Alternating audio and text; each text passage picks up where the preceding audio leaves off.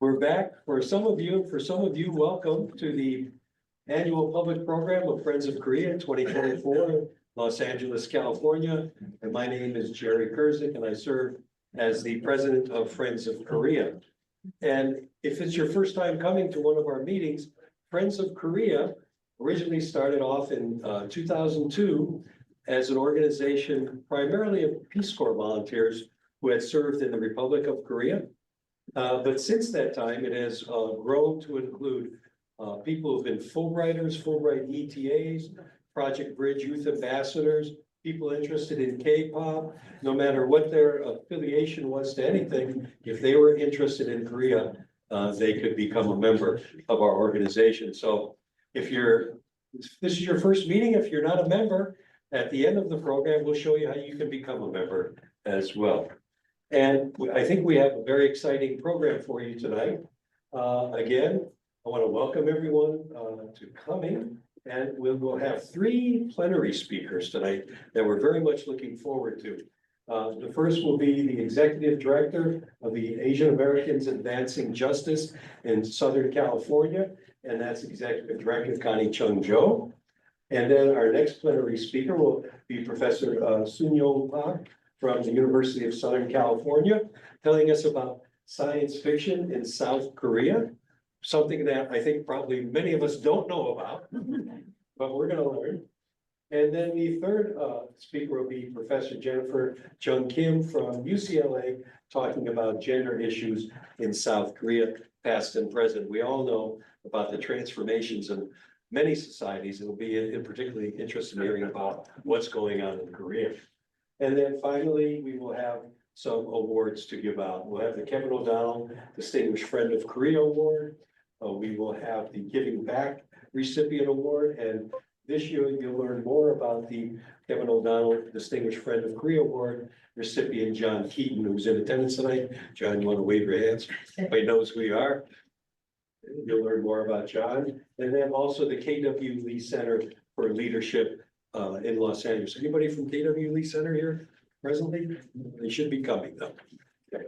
And then we'll hopefully have closing remarks by the Honorable Consul General Youngwan. And if he's not here, it's only because he'll be preparing a very nice dinner for us tonight. So he's cooking. I think somebody else is cooking, but he's overseeing. And then we'll end with ways for you to be involved in and contribute to Friends of Korea, and then the adjournment as well too. We also, because this is a very ambitious schedule, we will have some breaks for you. So don't worry about that. They're embedded into the program. So without further ado, we will have Jenna Gibson introduce our first plenary speaker.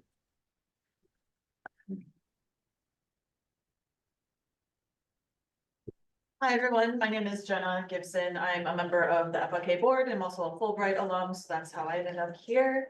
And I'm very excited to introduce our first speaker.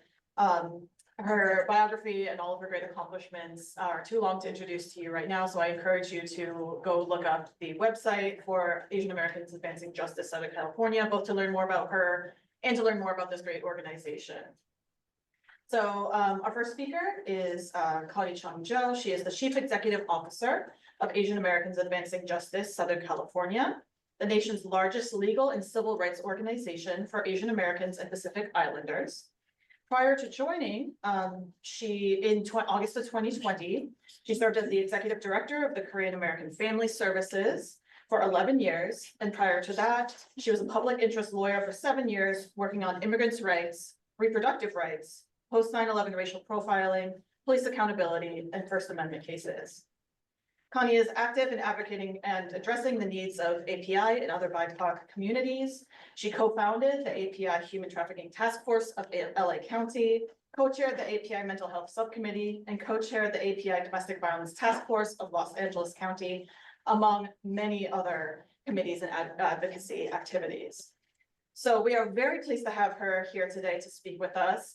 And please join me in giving a warm welcome to our first speaker, Connie Chung.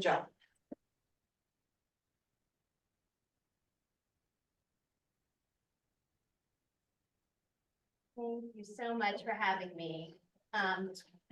It's wonderful to be back with Friends of Korea. I first became involved when I was at Korean American Family Services, or KFAM, and have enjoyed meeting with you all ever since. I'm just trying to imagine, picture the Consul General in his kitchen, like making for all of you right now.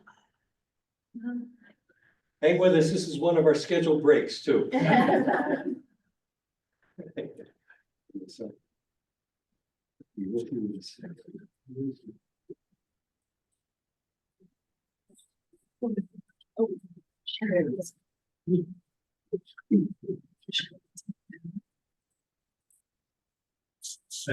See, it's also imperative that our organization gets younger as technology gets more.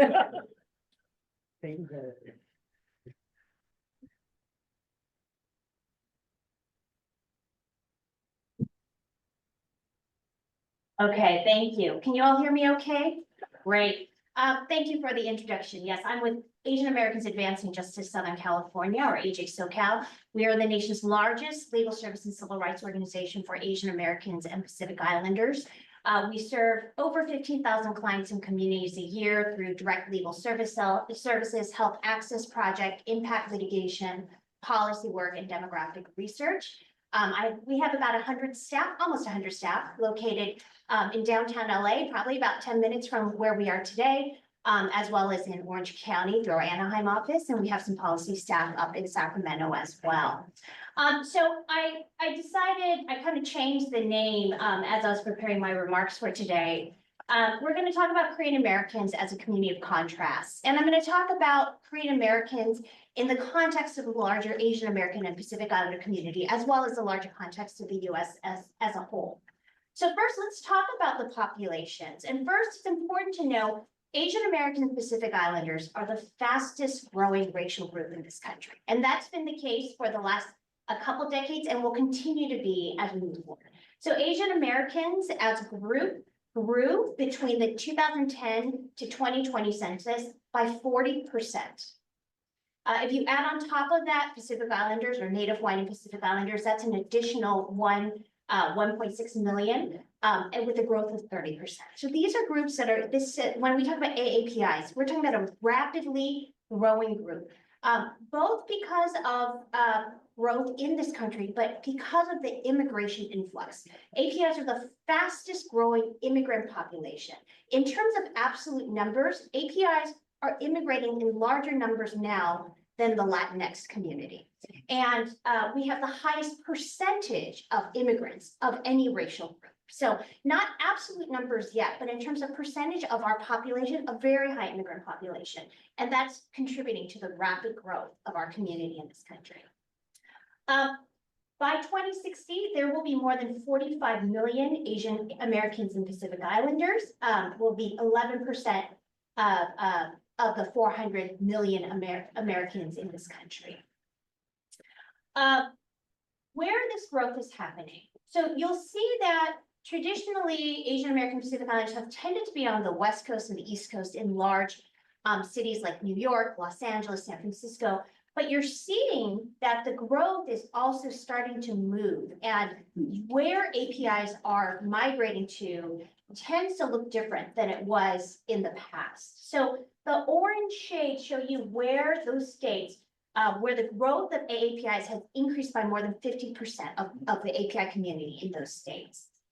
And now I'm going to show you Korean Americans. Now, what I'm showing you here is that I mentioned AAPIs being the fastest growing racial group. In contrast, Korean Americans as a whole are not growing at the same pace as AAPIs. So this shows you actually Korean American population size and the growth in numbers. So you'll see back in 1940, so the bars shows you absolute numbers of Korean Americans, and the line shows you of population growth. And so what you'll see here is, 40s and 50s, virtually no Korean Americans in this country. Then you start to have immigration happen when this country started opening up to Asian Americans, including Korean Americans, being able to immigrate to this country, which wasn't allowed for many, many years due to the 1882 Chinese Exclusion Act. And then the huge surge in Korean American immigration, which happened a lot in the 1970s and the 1980s. You see that 413%. The Korean American population quadrupled in size in that period from 1970 to 1980. That's when we saw a lot of our Korean Americans, including here in Los Angeles, that population growth. That is my parents, for example, who came in 1973 with the wave of Korean Americans at that time. But what you're seeing now is the relative growth of Korean Americans is slowing down quite a bit. So in 2010, you had 39%, and in 2020, that growth is 13%. What you're seeing is that most of that growth is because of people who are of Korean American descent here in the United States, having children and continuing to grow in population. But what's interesting is you're having a huge amount of reverse immigration amongst first generation Korean immigrants. They are returning back to their native country. And I think for some of you who are probably in the Peace Corps, this probably feels a little bit like a mind trip, because if you go to Korea today, it's very different than probably when you were there, maybe in the 70s or 80s or whatever period you were there. Korea is a very different country, wealth-wise, socioeconomically. And when there have been surveys, such as Taegu Lee, who's a professor at Harvard, who did a survey to ask why are first generation Korean immigrants moving back to Korea, the number one reason they're giving is actually because of health insurance and health access. And if anyone here has ever been to Korea, you know the healthcare system there is superb. Here in our country, not so great. And if you are an immigrant and English is not your first language, even more not so great. So talking a little bit more now in terms of sort of the contrast within the Korean American community itself. So this data is from the US Census Bureau. And what you're seeing here is that Korean Americans have disproportionately higher rates of college attainment rates than other communities. So compare 60.7% having a BA degree or higher for Korean Americans in 2021, Asian Americans 56%, and all Americans 35%. Now, in terms of median household income though, Korean Americans do not make as much income-wise commensurate with their education levels. So you compare the median household income for Korean Americans is 82,000, almost 83,000, compared to Asian Americans as a whole, it's 100,000, and all Americans 69,000. So higher than the US as a whole, but compared to our relative education levels, not quite as high as you would expect. Now, what's interesting is also, it's really important to know Korean Americans as well as all Asian American Pacific Islanders, we are not a monolith. We are very interesting, and you have to look at the different groups a little bit more in detail to really understand our community. So we talk about within Asian American Pacific Islander communities, one of the things is amongst all racial groups, we have the highest disparities when it comes to income levels and educational attainment rates. Those of the haves and the have-nots are at the largest polar opposites for Asian American and Pacific Islanders compared to any other racial group. And then when you look at Korean Americans as a group, even though relatively speaking, our income levels are high, look at the poverty level for seniors. 17.5% of Korean seniors live below the poverty line, compared to about 13% for Asian Americans and 10% for the US population. I also note health insurance is really interesting. Historically, before we had the Affordable Care Act, Korean Americans had some of the lowest insurance rates of any group in this country. Always, it was like 1 in 4, 1 in 3 Korean Americans were uninsured. Since the Affordable Care Act, we have seen those numbers go up. And so now health insurance rate is 7.8% for our community. I would say though, that might be the US rate, but our organization is contracted with the state of California to help APIs enroll in Covered California and Medi-Cal. And having worked very closely with Covered California, we in 2022 did a very strong push specifically with Korean media, because in California, Korean American uninsurance rates were back up to 11%. They were back up to the double digits. So it's not quite as good as one would hope or think, even with the Affordable Care Act, but it's certainly better than it was before then. Okay, I want to talk a little bit about anti-Asian hate. This was something that I was asked to speak about a couple years ago for Friends of Korea back during the the height of the pandemic. We did see rise in anti-Asian hate. There were 11,000 reported incidents, according to Stop AAPI Hate, of Asian Americans who had been targeted or harassed or bullied because of race or ethnicity. Korean Americans were the second highest group after Chinese Americans, and Asian American women were targeted 2 to 3 times more than men. What we're seeing today is that the numbers of anti-Asian hate is not at the height it was 4 years ago. But that's not to say that it doesn't continue to occur. And it looks a little bit, and it occurs in different ways. So I would note that across, this might be a repeat for some of you who have heard this, but anti-Asian hate in America, it's based on this belief and this stereotype that Asian Americans are forever foreigners or forever outsiders. There is a perception that we are not really truly American enough.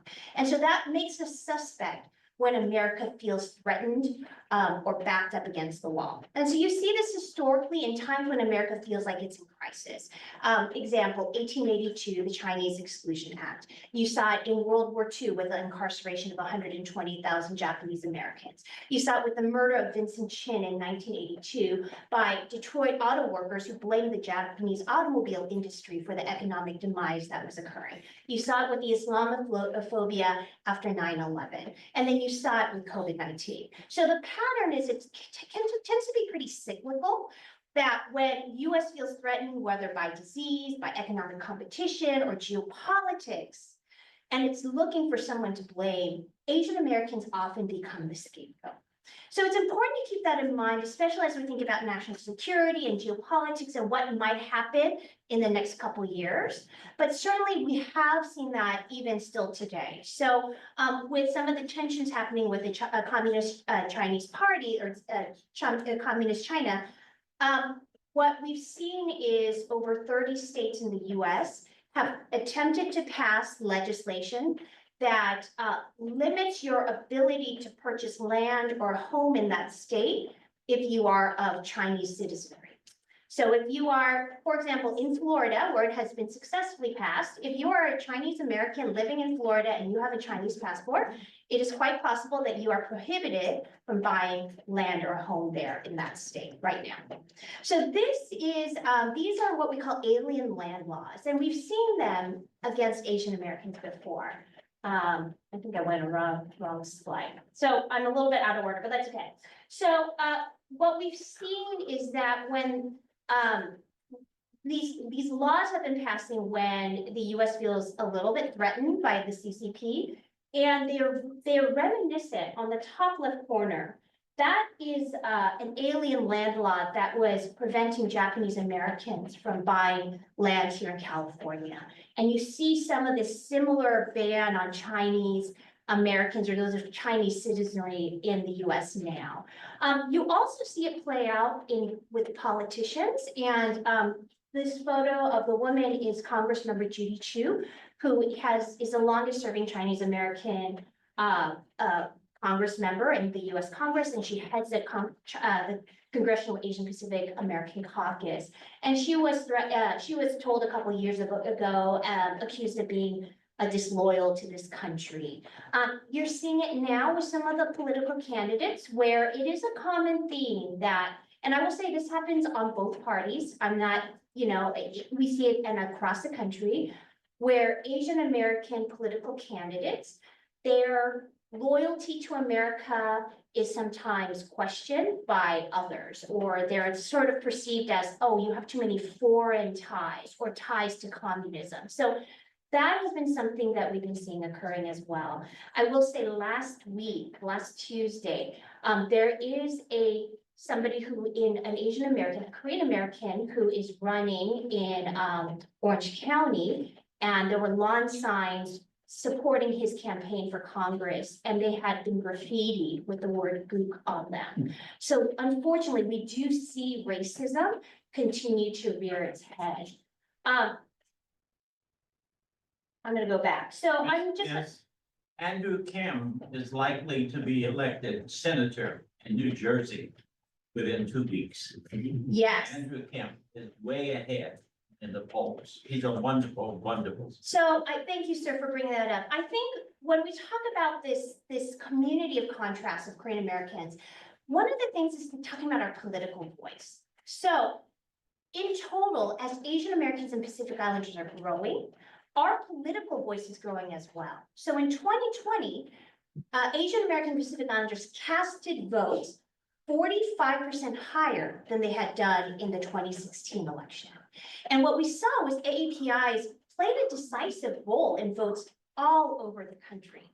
All of a sudden, America's looking at AAPIs and saying, oh, your vote kind of matters. You're swinging different votes in different elections. And so all of a sudden, it feels like we have a much stronger political voice now than we might have in a decade or two ago.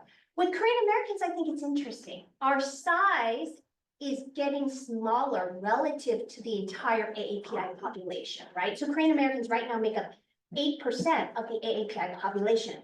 But as AAPIs rapidly grow and Koreans do not, our relative size is going to be smaller. That being said, we now have Korean Americans who are running for office in record numbers and being very high profile. So certainly there are 4 Korean Americans who are members of Congress right now, 2 Republicans, 2 Democrats. 2 of them are running right now for the November election. There is an additional Korean American running for Congress down in Southern California. And so we could potentially have up to 5 Korean Americans in US Congress. That is pretty phenomenal. And races like the one in New Jersey and the races in Orange County, these are districts that are very purple. When you're in an area that's purple, that's when you have the power. No one cares about really progressive areas where you know exactly where they're going to run, or staunchly conservative areas. People know what that's going to be, but it's those areas where it could swing one way or another. That's where all the attention is. And I think it's really fascinating right now that the 2 Republican Congress members are first-generation Korean American women. And then we have in Washington State, you have a woman who is a second generation, half Black, half Korean. And then we have in New Jersey, a man who is second generation. And then the incumbent, the new one who's running is also second generation. So I do think there's this kind of interesting place that Korean Americans are in terms of political power, where I think absolute numbers in terms of maybe votes might not be as, in future years, might not be as high as they once were, but we have people running for office in record numbers, and that gives us a voice and representation that we have not seen really in the past, that I think it's kind of puts us in a fascinating place. I'm just showing you really quickly up here. This is a website we have at AJ SoCal that we put up called Asian Resource Hub, and it's a database for anyone who experiences anti-Asian hate or is looking for support and services for that, where you can actually filter by state and by language and by service. Let's say you want counseling services or you want victim support, and it will show you nonprofit organizations that can support you in your region. And what I love about our website is that, because there's other websites that do similar kinds of things, but ours is available in English, Korean, Vietnamese, and Chinese, traditional and simplified. So it allows you to have, for I think our first generation Korean community members, to be able to access services in the language that they need. So I talked about this. So that's really it. I always like to have a call to action for folks. And mine is this. One is, I do worry about anti-Asian hate. I do worry about it could pick up itself anytime, both after the elections or if something happens geopolitically. One of the things you can do is continue to track and monitor that.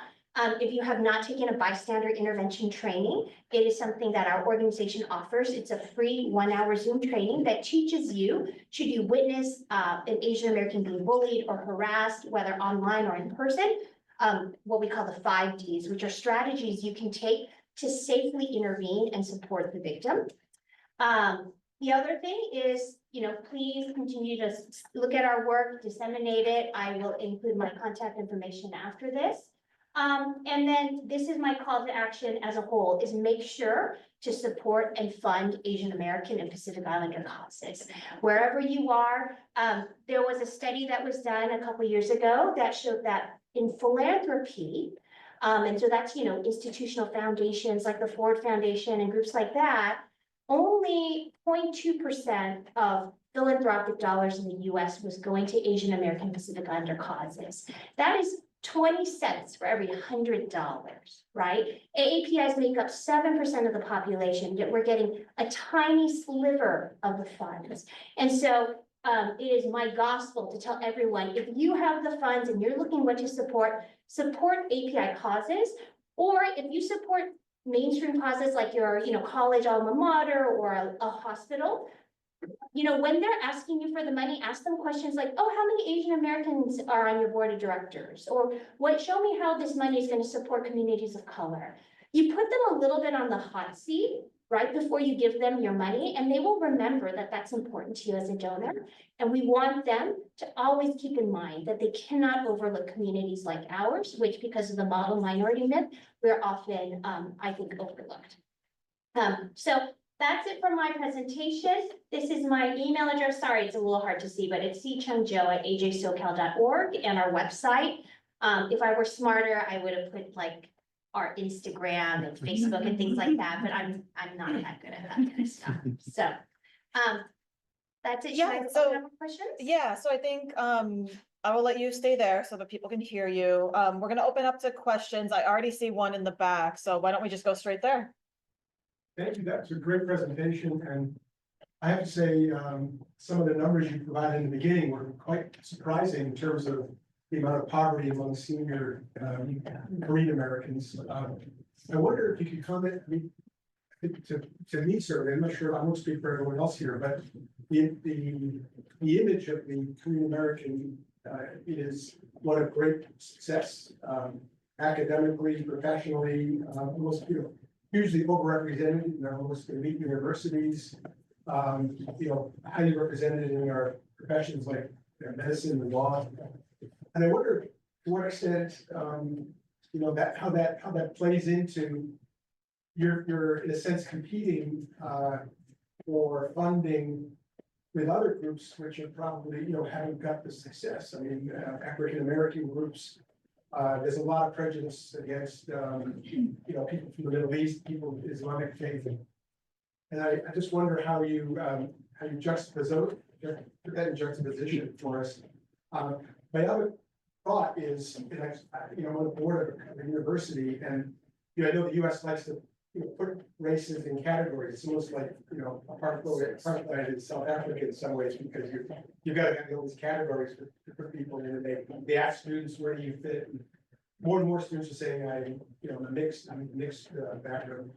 I wonder from the point of view of an Asian, of a Hawaiian and Pacific Islander, I mean, there's there's so much, there's not that much in common. I don't see that much in common between a Korean and someone who's, from Guam, for example.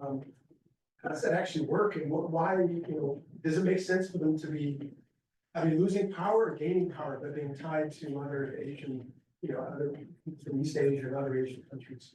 Yeah, I feel like I could do a whole nother 20-minute presentation based on your question. Let me see if I can sort of paraphrase in case people who are online might not have been able to hear it since they weren't with the mic. But I think there was a question about, Korean Americans disproportionately, or maybe are doing better in terms of like college attainment rates and wealth. And then what does that look like when we're competing against other communities or racial groups who might not be faring as well? And how do we kind of reconcile with that? And then there was a question about groups like Pacific Islanders and Native Hawaiians who are often lumped with Asian Americans when we say AAPI. In reality, is there even that much similarity between them? So I will say first, Asian American and Pacific Islander groups like mine very much believe in disaggregating data, because I think it's really important to show that there is a rich diversity within our community. So what's interesting is when you disaggregate by ethnic groups, you find, for example, Pacific Islander groups like Samoans have far lower, far higher poverty rates than, let's say, African Americans.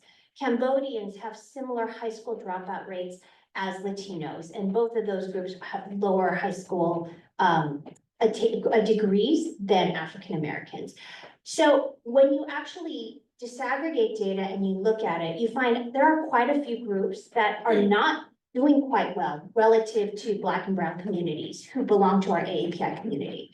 But it's really important not to spin that in a way that sounds like we're saying, well, my group has more problems, so, you know, we should take more funding. Philanthropy, you should take from the Black community and give it to Asian American Pacific Islanders, because we know Samoans are really struggling with high school attainment rates. So, you know, there's something called like the, you know, oppression Olympics, where groups will try to fight and say, like, my group is faring worse, my group is not doing as well. And I think that becomes a really dangerous activity, especially for communities of color, when we start fighting against one another like that. So usually what I really try to do is I try to uplift that there are challenges in our community as well, and dispel that all of us are doing that well. And when it comes to Korean Americans, yes, we do have higher rates of Korean Americans who do attend like Ivy League schools and go into higher professions. But, you know, we saw the senior poverty rate. Koreans have some of the highest rates of undocumented amongst Asian American Pacific Islanders. And if you're undocumented and Korean American, I can guarantee you it is not, you're hidden, but there are a lot of needs. And as somebody who used to run a Korean American specific nonprofit, I always struggled with trying to go to corporations and foundations and government and have to make the case that say, we have really high needs and exceptionally high language barriers. Korean Americans have some of the highest language barriers in the United States of any group. And if you don't speak the language well, then it's really hard to access services. If you have cultural barriers, then it's really hard to go and get the mental health services you need. So Koreans are twice as likely to wait twice as long before they seek mental health services than other Americans as a whole. At which point we've usually hit a crisis point, which is why we have some of the highest rates of depression and suicide amongst Korean Americans of other groups. So I really think it's important just to try to frame it in a way that we highlight our challenges and needs in order to get our fair share of resources, not going against other communities of color, because I always think the pie can always be bigger. People kind of say, well, like, you'll take money from Black and Brown communities if you give it to API communities, and I say I call that BS. I say there's more than enough money in philanthropy to give to all groups, and I think when we band together, we can always push for more. So that would be my one thing. Pacific Islanders, it's a really interesting thing. I mean, race is a social construct, right? So why are Pacific Islanders with Asian Americans? Honestly, in the Pacific Islander community, there's quite a bit of debate about that. At one point, when they decided to put Asian Americans and Pacific Islanders as one group, Pacific Islanders were considering to be put together with American Indians and Alaskan Natives, right? And you can kind of understand why that would happen too. It was really more of a deliberate decision to increase the power of both AAPI, Asian Americans and Pacific Islanders, to put them together under one racial category. But I think one could make an argument, and I think some groups do, that Pacific Islanders, they often get shortchanged when we say AAPI, and people forget about them, and they focus on the Asian Americans, like the Koreans and the Chinese and the Japanese. And so that they sometimes want to stand alone. Sometimes they want to be part of AAPI, be together because power in numbers.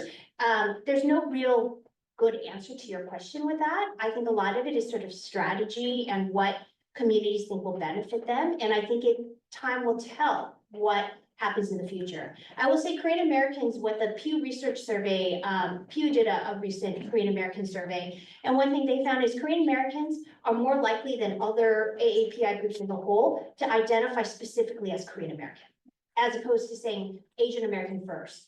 They will say, I am Korean American first. And so different groups, it's just a cultural difference, I think. But as a society, and when I think about policy, I think it's just important to categorize AAPIs because I think it gives us more power as a whole racial group when we do it that way. And when we disaggregate data, like with schools, Washington State got into some trouble because they had Black, Latino, and other for a couple of years ago, and like our organization and others, and came back and said, no, you don't just put us under other. We want to hear what Asian Americans, Pacific Islanders, and whites, and you should separate us, because otherwise, how do you create good policy for schools and students if you don't even know who you're working with, right? So that's, I don't know if that answers your question. Thank you.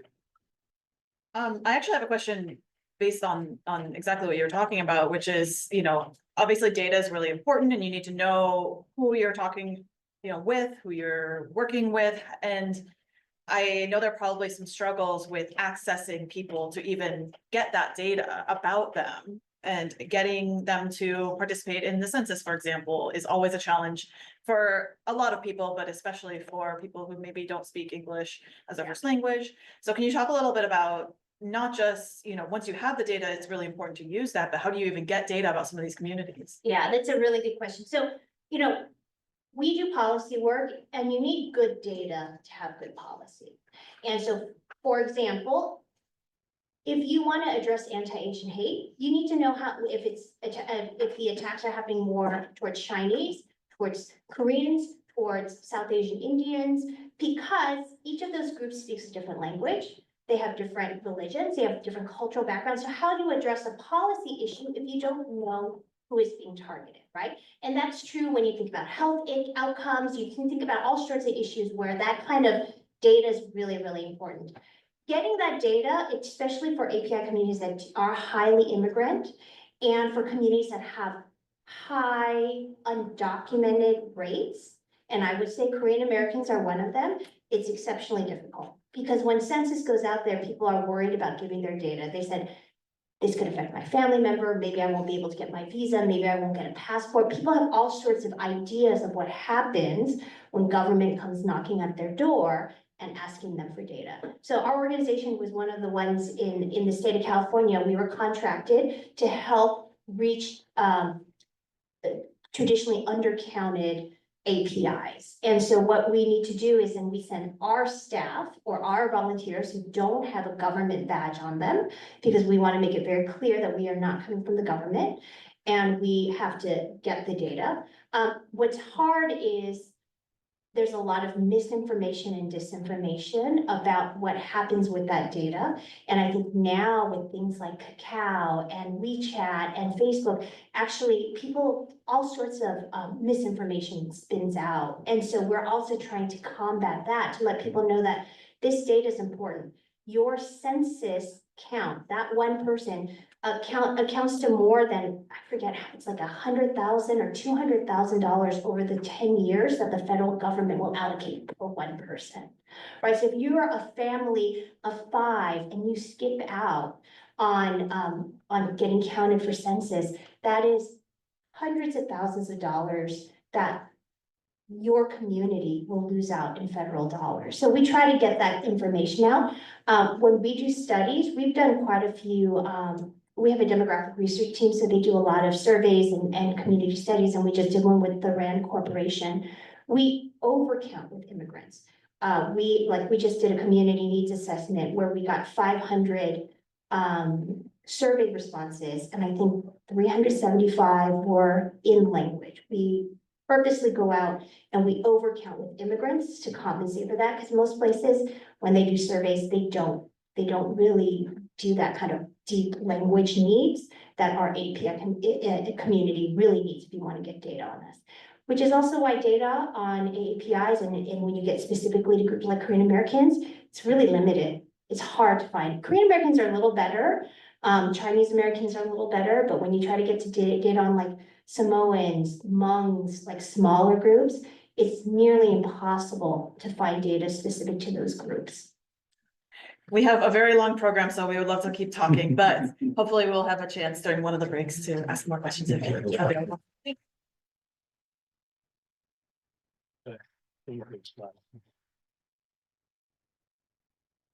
Well, hi, my name is Paul Courtwright, and I'm on the Board of Friends of Korea. And my pleasure today is to introduce our next speaker, and that is Sunyoung Park. I had the great pleasure to speak to her class, and I found her to be an incredibly dynamic individual, but I'll also read her specific bio. She is an associate professor at USC in two different departments, one in East Asian languages and cultures and the other in gender and sexuality studies.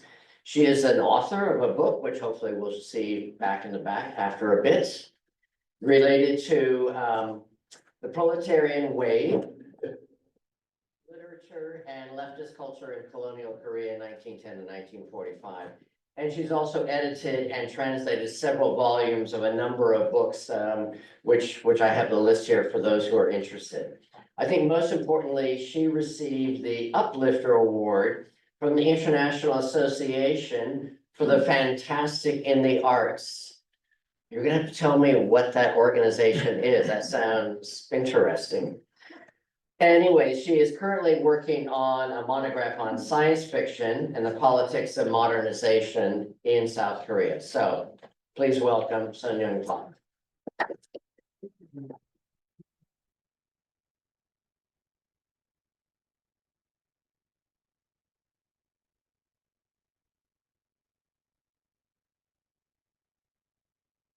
Thank you very much for that introduction, Paul. And I'm honored to give a talk at this Friends of Korea Society, whose reputation I've heard a lot, but this is my first time to attend the meeting. And I see how well this organization is run and what a great initiative you've been having. So congratulations on all your accomplishments. And today I prepared a talk on a topic that I'm pretty sure nobody knows.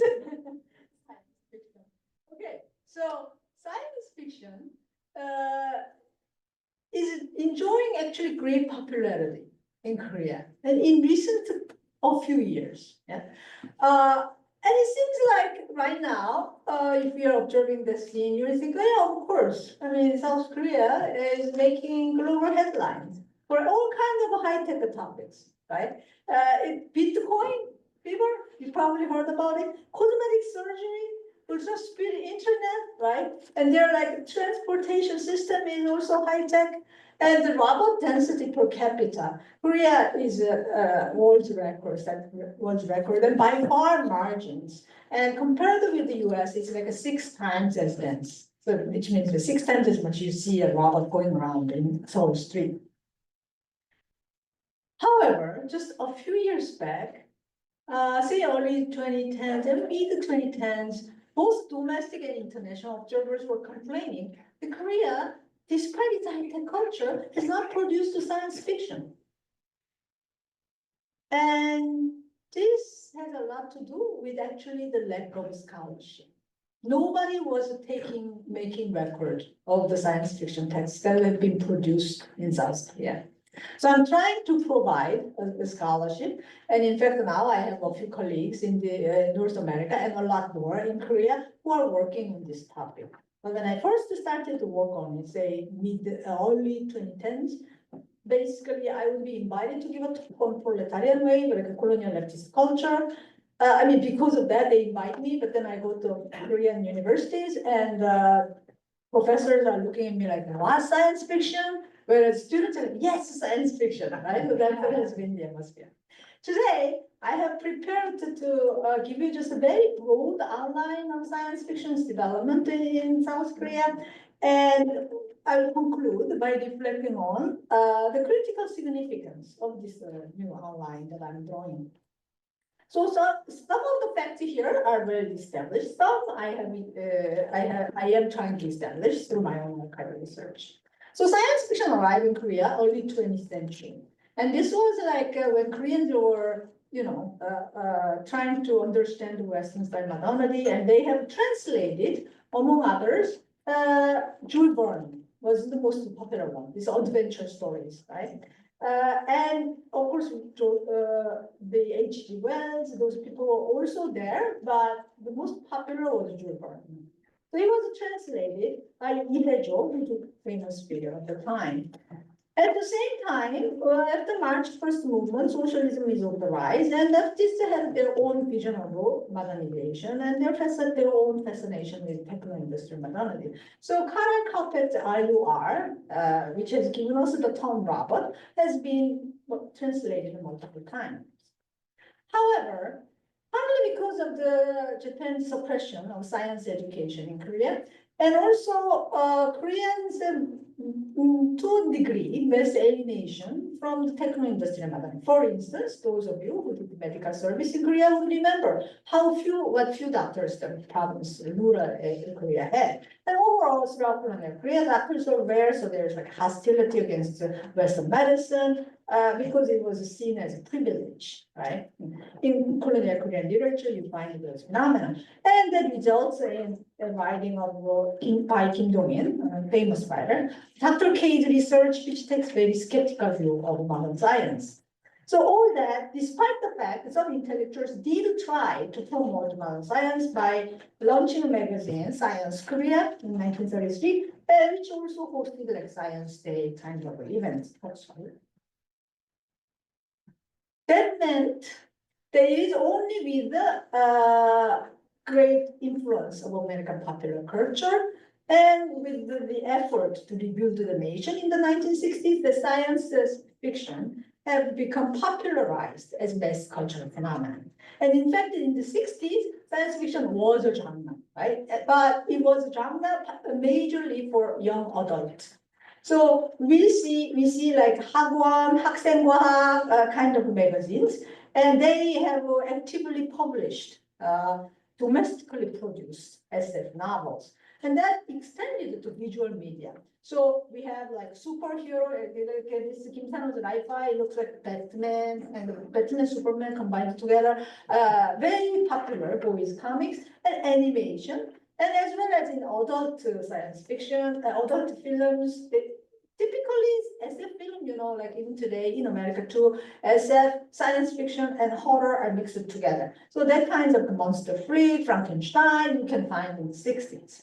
But most prominently, I would say, was characterized by this young adult SF. Oh, there was one adult-oriented SF called The Perfect Society. And this is a man, a South Korean man, sleeping, taking cryonic sleep, and he hibernates, and he wakes up, and it's the future wars, 3 nuclear wars have happened, and it's all women dominated. So it shows like, yeah, it shows like fascination with the technotopia idea, because the future world is technotopia, but at the same time, men's anxiety, right? So it's filtered into through like gendered expression.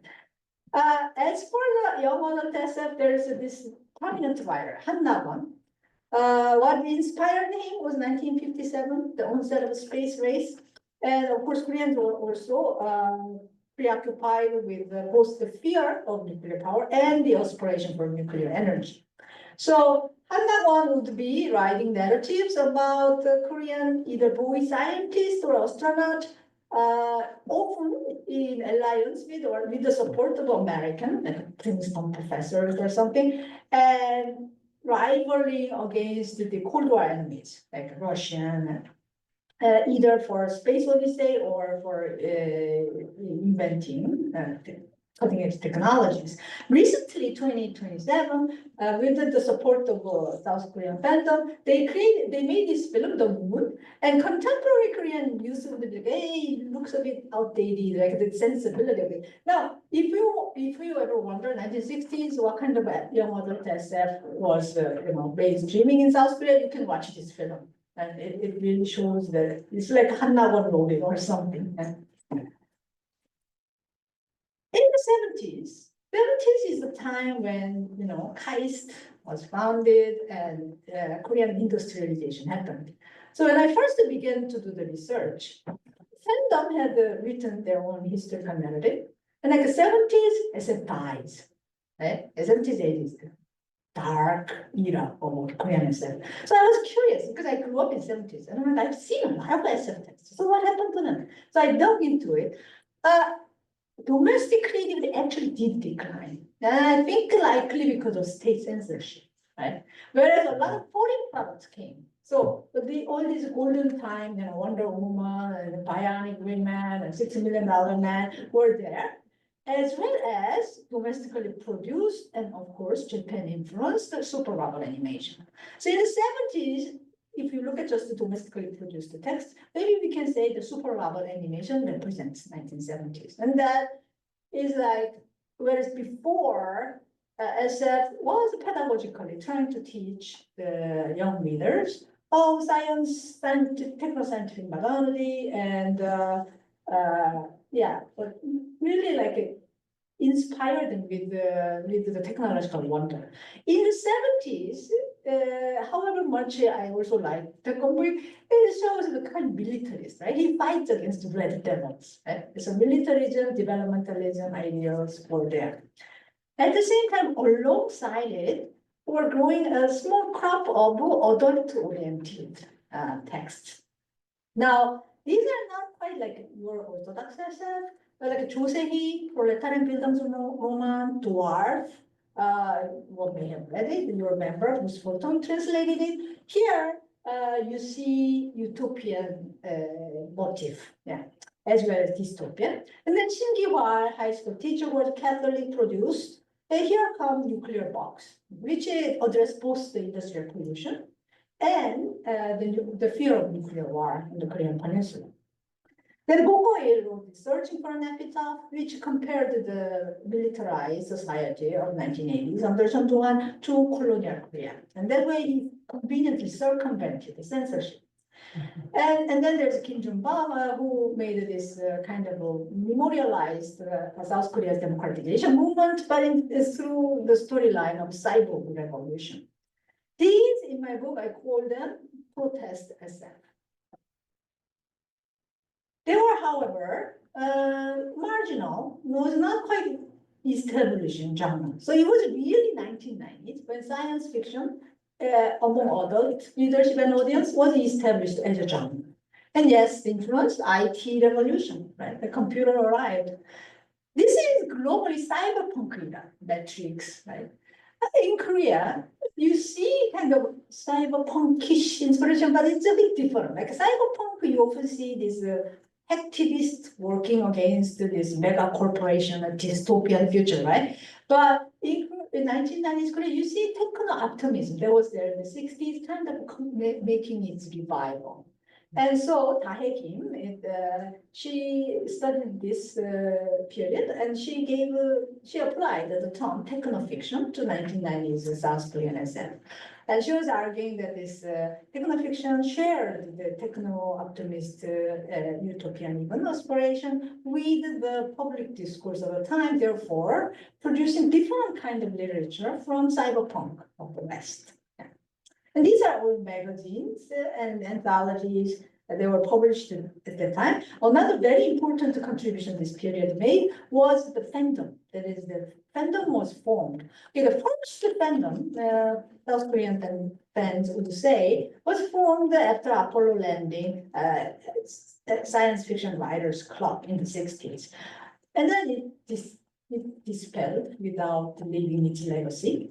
But in the 1990s, through online, so much of literature in this time period was first published online, and then would make its way into offline publications. And it's all these online fans who have become publishers, translators, or event organizers, and they kept this science fiction going.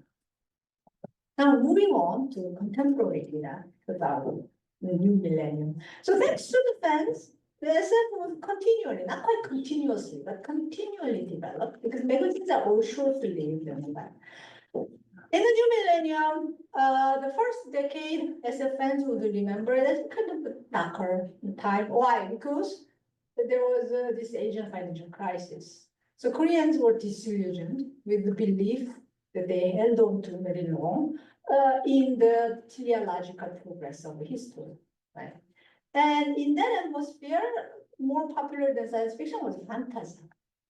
And in the first kind of a major trend that I observed in early 2000s is this apocalypse, post-apocalypse narrative, which is still popular, right? This vision of apocalypse really comes after financial crisis in Korea, and often tinted with absurdism, because they are thinking like this whole, you may have heard of Joseon, this whole status quo, neoliberal capitalist society, it's a class bipolarization, it's absurd, right? And they express that such sentiments have found its expression through apocalyptic and post-apocalyptic narratives that you see here, most recently with Jung. Yeah. Another trend is gender mainstreaming happening in science fiction. So there is this, so SF storytelling in South Korea first begins in women's, the Sunyoung manhwa, girls comics. And then we have this writer, Jung, who's known only as Sudanese and faceless. We don't know anything about this writer, no age, we can guess, but yeah.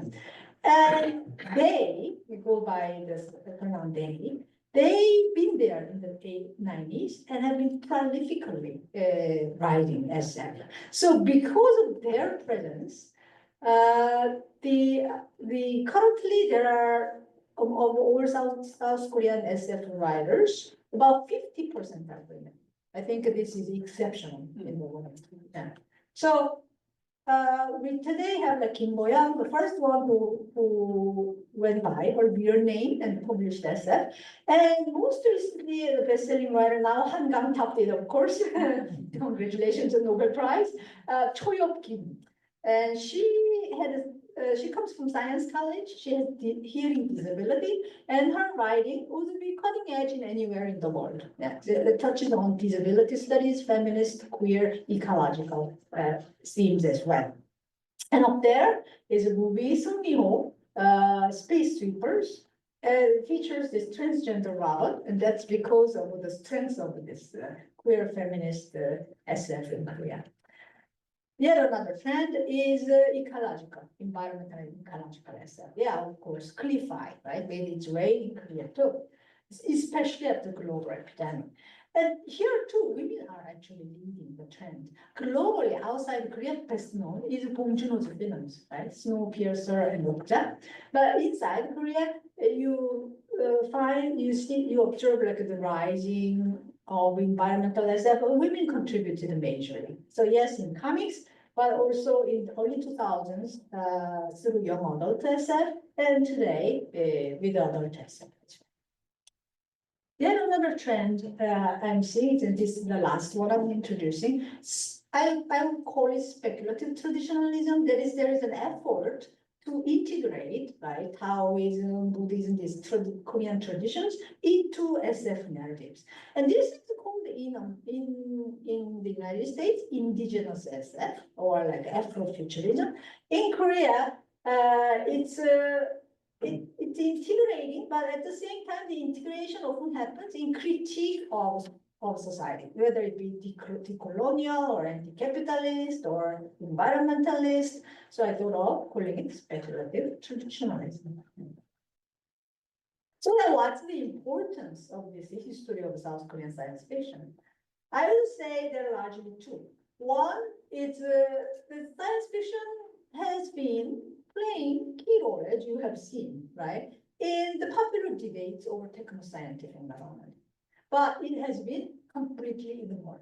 So why don't we integrate it in our account of modern Korean culture, and therefore we can have enhanced understanding of how the cultural politics played out in Korea. And it's like well overdue, because now you probably heard about like how our technologically saturated the realities and so science fiction is the new realism. That's like a dominant discourse now in the English literature. And since cyberpunk, and yeah, I mean with AI, you listen to boom, it feels like augmented reality. So science fiction is no longer ignored in South Korea too, and there are more and more critics who are studying it. And of course, the quantity of textual production also exponentially might be a little bit exaggeration, but markedly increased. Then there is methodological significance. That is that this is speaking to beyond Korean, field of Korean studies. There's a global set of studies that come from 1990s, right?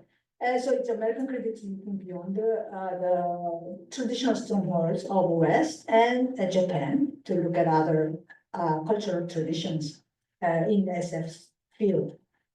And here, it's they often, because of this science fiction and new realism kind of discourse, how to study it, the critics would often draw like immediate connection between the technological progress and the science fiction. The problem is, as you see in South Korean history, that is not always true. Like 70s, one would expect a lot of science fiction produced in 70s, right? With Park Jung actually investing in science fiction culture as well, establishing library and giving government fund for events and things like that. But it's after democratization, they actually really took off, right? So we need to look into also the major social movements in order to understand how science fiction developed in Korea. Like feminist SF would not have been there without reboot of feminism in recent years. So those are, I think, major critical implications that I can say this historical outline presents to the academic field. And this one here, Ready-Made Bodhisattva, is the very first in English anthology of Korean science fiction, which I co-edited with Sang Park, South Korea's fandom leader. And there are more books that have come out of Kaya Press, where I am serving as series editor. Thank you for listening.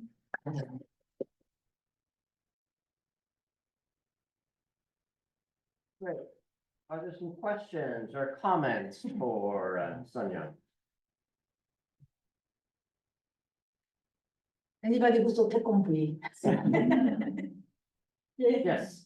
But I said I saw it. There's somebody there. Oh, behind me. Yeah.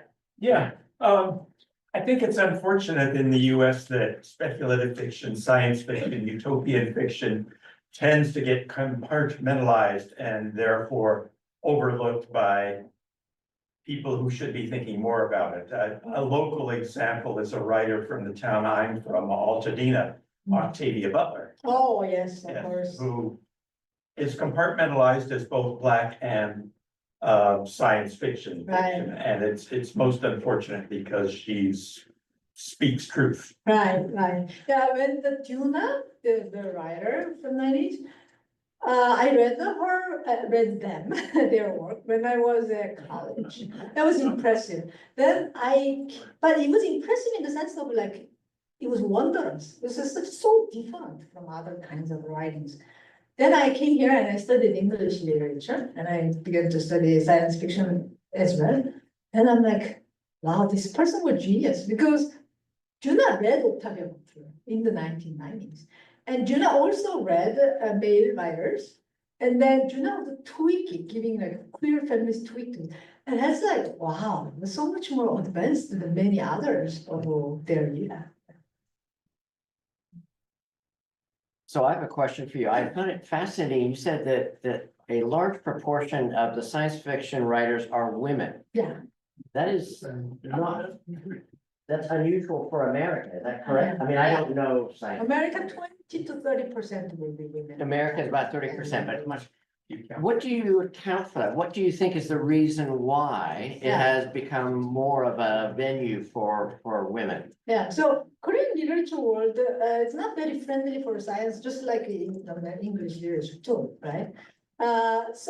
Which means there were like very few venues that you could publish and a very few career paths.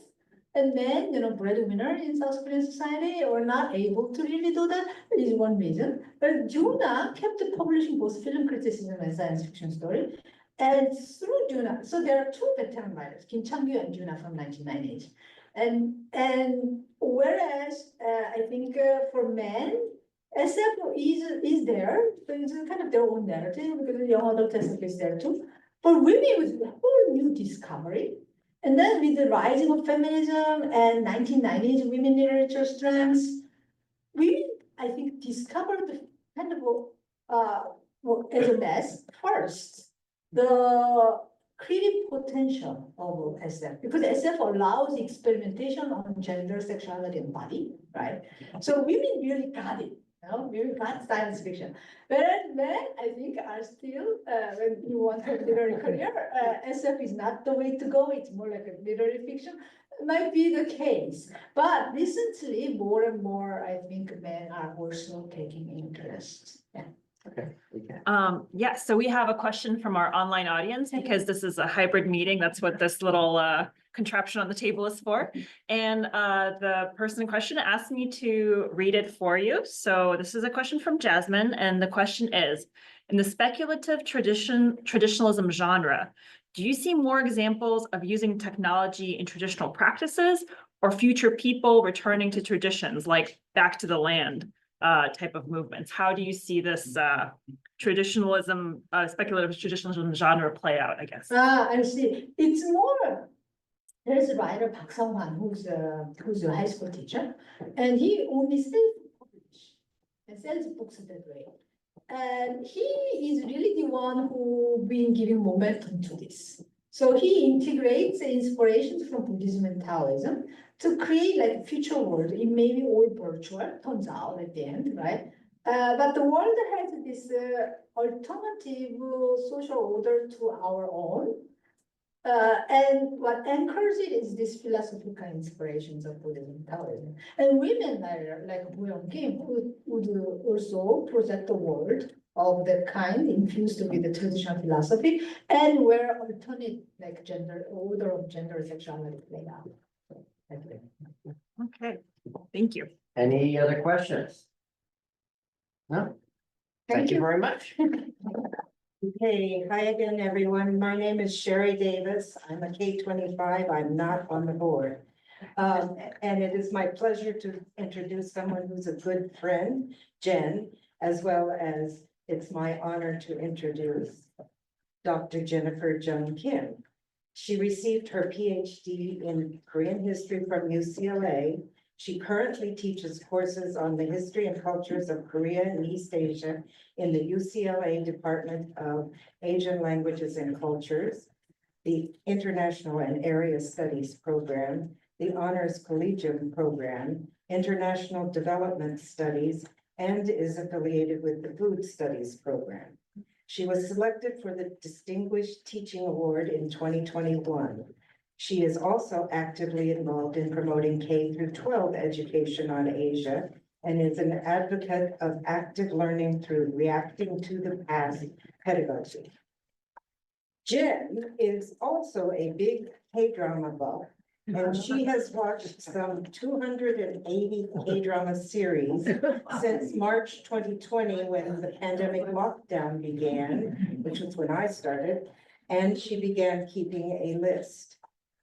Please feel free to ask her for recommendations. I have, and it's worth it. Today, Jen will be looking at Korean gender in historical perspective, focusing on current issues in South Korea and also bringing in aspects of Korean popular culture for context. She's really good at meshing history and culture, popular culture.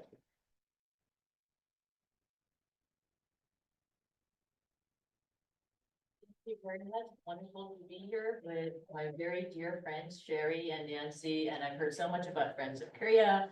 And it's so nice to see familiar faces, including UCLA alums. By the way, I also have with us today, we have two UCLA students. We have a grad student, Earl Park over there, who graduated from Consul College to Teach for America.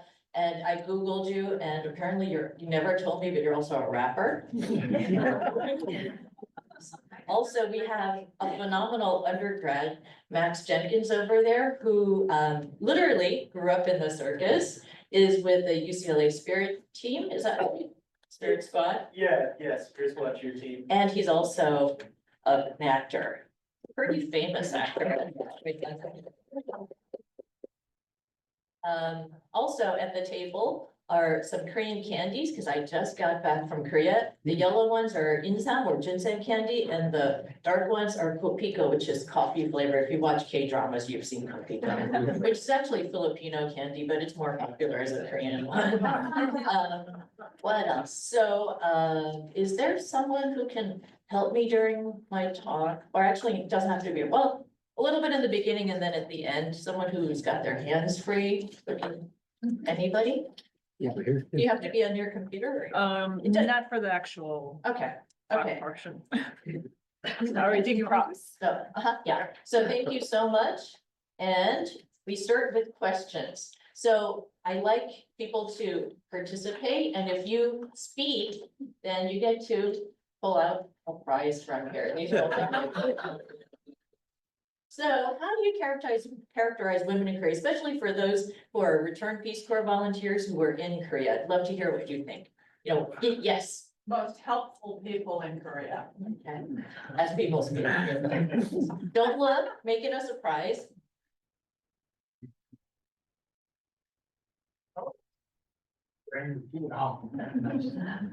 Somebody may have to help me. It's a wine bag. Oh, I'm gonna raise Keep your hand. Keep it full at all times. Okay, Nancy? They are the family manager.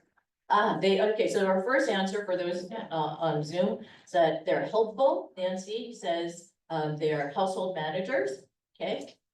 And then, yes, I don't want this to sound the wrong way, but they're tough. they're tough, I mean resilient tough. resilient, yes, and good tough, of course. Yes, I was gonna say something similar, but more polite, determined. determined, yes. Who else? Who else? Yes, Sherry? They're beautiful. Beautiful, okay. Yes, Becoming increasingly aware of their freedoms and being assertive about them. becoming increasingly aware of their freedoms and becoming assertive about them. Thank you. Who else? By the way, nobody said submissive, quiet, docile, no. I got a little bit of an evolved audience. I'm glad to see that. Okay, so Excuse me. any stereotypes you can think of, any tropes? I think someone online wants Oh, to. I'm sorry, yes. I like to believe that women in Korea, there's a difference between aging women and younger women. That's one thing that is very important to say, because old, I don't want to say old, but aged women in Korea are more mature and more assertive, and they're more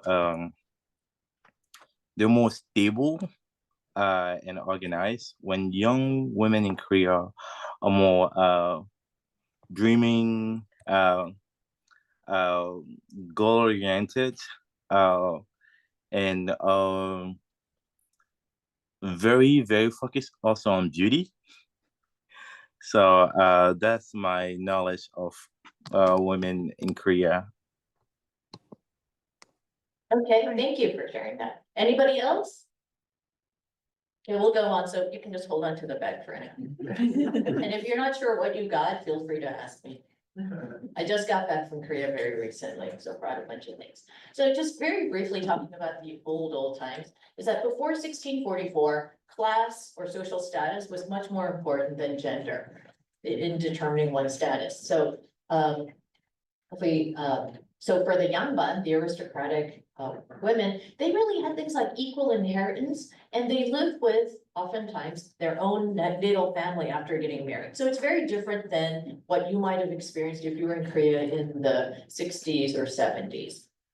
And back then, if a family didn't have a son, they didn't adopt in a son, they just might appoint a maternal grandson to conduct the memorial rituals.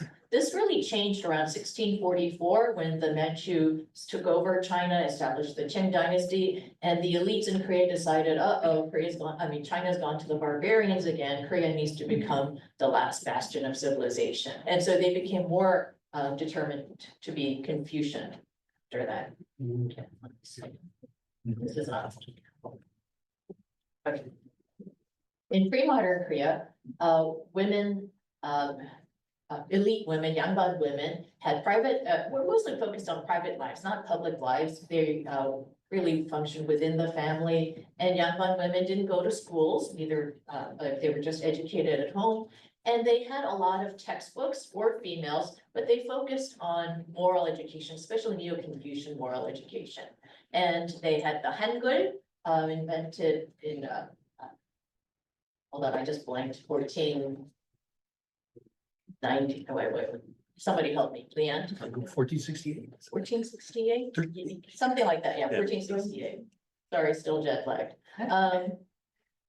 And it's something that could be learned easily, but low-born women and commoners generally weren't literate. But the exception was that Keeton, the courtesans, entertainers, were trained to be highly literate, not just in Hangul, but also in classical Chinese, because they had to be able to communicate with the men, writing poems together, learning the literature. So if we look at work and women in work in Korea, even Youngwan women had to work because they had to manage households, and so in some cases they had to manage large estates while their husbands were busy in government service. But on the other hand, if a Youngwan family wasn't rich, then the wife might have to engage in cottage industries to make ends meet. So if you think about Korean women as kind of being, household managers, being strong today, it's not something new that's post-war. It actually might go back many centuries. Commoner and low-born women didn't have the luxury of just staying in the inner quarters, the ante, at home. They had to work alongside their husbands or even work outside the home. And oftentimes it was really the elderly, the grandparents, not just the grandmother, but the grandparents who took care of the housekeeping chores, child rearing. And low-born women worked also in a variety of jobs, such as being entertainers, healers, servants. And also, just on another point, Korea had private slavery all the way until 1894. Some of the different people you may have heard of, Shin Sang-dam, very famous artist, mother, and she's on the 5만 won bill, and her son, Yulgo Yi, is on the 5,000 won bill. Another famous pre-modern Korean woman, Hwang Jinhee, the Kisang, she was featured in a drama, 2006. She's famous for being a Kisang and poet. And I'm gonna bring in lots of dramas. I'm sorry for those who are on Zoom, they may not be able to see this. But for Jewel in the Palace, which aired 2003 to 2004, has a very strong protagonist who's actually based on a real character from the early 16th century. And she was orphaned, she became a palace servant, she ended up working in the kitchen, and she ended up as the first female royal physician. And the drama is really long, but it shows lots of culture, food, medicine, palace life, politics, all of that. And a more recent one that I think is fun. I generally do not watch historical dramas because they're so inaccurate, but Mr. Queen is so absurdly funny that I loved it. I actually watched it twice. So this is about a, yeah. So the main character is actually a very arrogant male who's the head chef in the presidential residence in the contemporary time. But somehow he ends up in a fluke accident in a time slip going back to Joseon, where he becomes the queen consort, so the wife of the king. And this actress, she is amazing at playing and showing the mannerisms of a contemporary male in the body of a Korean queen back then. So anyways, I love the story. Also going back to Late Joseon, Christianity went into Korea. Originally, Catholicism went in first. They called it Western learning because they wanted to equate it as a form of scholarship rather than a religion. Then the Protestants went in, and Christianity also ended up really empowering Korean women in that they got to have more public lives. As Bible women, they got to go and proselytize to other Korean women. Protestantism also brought in the first schools for females. Who knows what school that was or what it became, 1886? Ewha, yes. By the way, also carrying an Ewha High School, took that today. Oops, thank you. And then medicine. The Protestants also, in addition to schools, opened up clinics and hospitals because they thought, well, if you build churches, they may not come. But you build schools, you build hospitals, then they'll start to get interested in Christianity. But Christianity at the time was also very different from, Christianity today. So Christianity at the time was kind of also very gendered. It also really perpetuated Victorian domesticity. So here's a picture of an early girls' school. And then as we go into the 20th century, we see around the world this new woman phenomenon, new roles for women. And during the colonial period, 1910 to 1945, we also know about the comfort women, the military sexual slavery issue, which has still not been resolved. And then we saw women in the independence movement before and during the colonial period. And then the Korean War began in 1950, but the war actually never ended. So it's still ongoing today, which is why Korean males are still conscripted. By the way, is anybody a K-pop fan who just got out? J-Hope just got out this week. So that means 2 are out, 4 are still in there and 1 is doing his alternate service.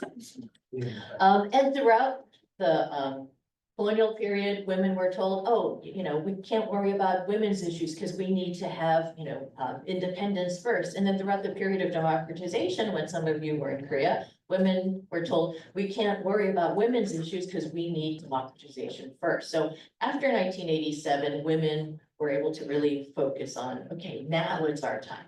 So in terms of politics today, women have made many gains, but still there's a lot of gender imbalance in South Korea today. South Korea does have a constitutional equality article, and gender discrimination is banned. There's also a Ministry of Gender Equality and Family today, and there have been women in government such as Park Geun-hye, the first female president. Some of you may have been in Korea during her father's regime, Park Chung-hee. Now, she was president from 2013 to 2017. However, in Korea, presidents are supposed to have 5-year terms, so she was impeached and removed from office before her term was over. Kang Kyung-hwa was Minister of Foreign Affairs from 2017 to 2021, and she is currently president of the Asia Society. And then as of this year, there are 60 women in the National Assembly out of 300. So not a huge number, but getting there, 20% exactly. So here we have a picture of Park Geun-hye on the left. Anybody's actually, I see a resemblance for those of you who were in Korea back then. Doesn't she look like her mother? Yeah. Young. Yeah. And then Kang Kyung-hwa on the right. And just some data to follow Connie's very information-packed presentation. So if you look here, you can see that in the last presidential election, there was a big gender and age divide as to whether voters voted for the conservative or the liberal candidate. Okay. So today, women outpace men in higher ed. That could also be because men have to leave for anywhere up to, depending on when they begin their military service, a couple of years where they have to go serve in the military. And more women are deferring both marriage and parenthood today. There's also aging population, and there are so few births today that actually it's a negative population growth. In South Korea, deaths outpace births. And people are deferring marriage and children because it's difficult to get a good, secure job. Housing is very expensive, child rearing is very difficult. And it's a very hyper-competitive society. When I was in Korea, my niece and her husband have a 2-year-old who's in daycare. The only problem, it's great daycare, but it ends at 3:30. So what do you do? Well, in this case, the grandparents pick up the child, but if both parents are working, the hours don't quite make sense. Okay, so here's some data from 2023. So the birth rate is 0.72. So it's among the lowest in the world. The average age at first marriage is in the 30s for both males and females. The average household size is 2.21, so that for if we presume a heteronormative couple, they have 0.21 children. And 42% of households in South Korea are single person households. And many people are choosing not to marry or marry later because there is of growing awareness that things are unequal by gender. And as more women work, they feel less of a need to vary, because there's no need for a partner who's going to support them. And also it's really hard for working women to become, whether it's working mothers or even in terms of housework. And the corporate culture really expects people to focus on work, not like, in school, we have faculty meetings and it'd be like 4 o'clock, somebody, whether it's male or female, and men do this too, they're like, oh, I have to go pick up my kid from school, bye. That's not something that is really condoned in Korea. Also, whereas in the old days, people used to say, well, you're not an adult until you get married. And, they used to say, you put your hair up because you put your hair up, male or female, when you got married. But now there isn't that same sense. And also there's less of a sense that younger people need to take care of their elderly parents. In terms of employment, it's really hard to get a full-time permanent job. And many college graduates only have like contract jobs that might be for a year or 2 terms. In July 2018, they reduced the maximum work week to 52 hours. However, if you're at a certain level, then you're exempt from that. So I have a former student, 2 former students now married to each other. They're in Korea working for big consulting companies, and they easily work 80 hours a week. There are overall still fewer working age women relative to men. And here you see the annual pay for female workers, just over $44,000. But it's far less, it's about 38% less than the male average. So there's a big gender inequality there. And then there's a sense that more working women would improve the South Korean economy, but many can't do so without more flexible work schedules, childcare. By the way, want to recommend this book and film, Kim Ji-young, born 1982. It's a story about gender inequality. The novel was published in 2016. It's actually been, I forget the latest count, but it's been translated into many different languages. And it also became a film in 2019, and that's when it became really more famous. They look to see the number of tickets sold, how it opened on the 23rd, and within just a few days, they had sold 1 million tickets. And then within about a week, they were up to 2 million, and then another week, 3 million. But there was a lot of backlash, and there were stories in the LA Times, New York Times, other American newspapers as well, about how men were like, if my girlfriend sees that movie, I'm gonna break up with her. And there's this whole anti-feminist backlash that happened as a result of this. So that's the film on the left. Anybody recognize the male actor? You also, from Train to Busan, if you're familiar with that one. And that's the latest iteration of the English translation cover. There's also been a Me Too movement. Former governor of South Chung province, he was sentenced for sexual assault of an aide. The former mayor of Seoul committed suicide after being accused of sexual harassment of the former aide. A famous director, prosecutor, poet have all been implicated. So here's a Me Too, hashtag Me Too, hashtag With You rally in Korea. And then this also spread to schools. And teachers are now held accountable. And people also talk about, and this is something that you see in the book and the film, Kim Ji-young, born 1982, about how there's so much sexual harassment in school, male students as well as teachers. And there have been many investigations, but it's really hard. And in Korea, they tend to victim shame. There's also been in recent years, the Escape the Corset movement, and this is where some young women reject the whole idea of the current beauty standards, and they've opted for short hair, no makeup, and that also may go with boycotting romance, marriage, sex, and patriarchy altogether. So on the left is, and women would post this. So Korea's got very much a strong online culture, And so women destroy their makeup and write on there, escape the corset in Korean, and then just upload that on social media to make a statement. On the right is an article, and I can't remember if it was the LA Times or the New York Times, but they did an article on the escape the corset movement. They interviewed 3 people who said, you know, they're going for this more gender non-binary look because they want to reject, you know, the standards in Korea.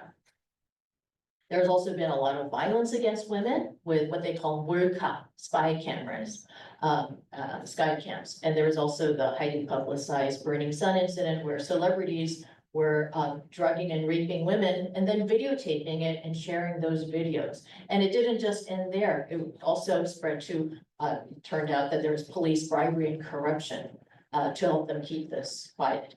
And then there's also a Telegram app, which is again, a Telegram, the app is in trouble, but the nth room. And more than 100 victims were extorted into performing sex acts on camera, which were shared on this app.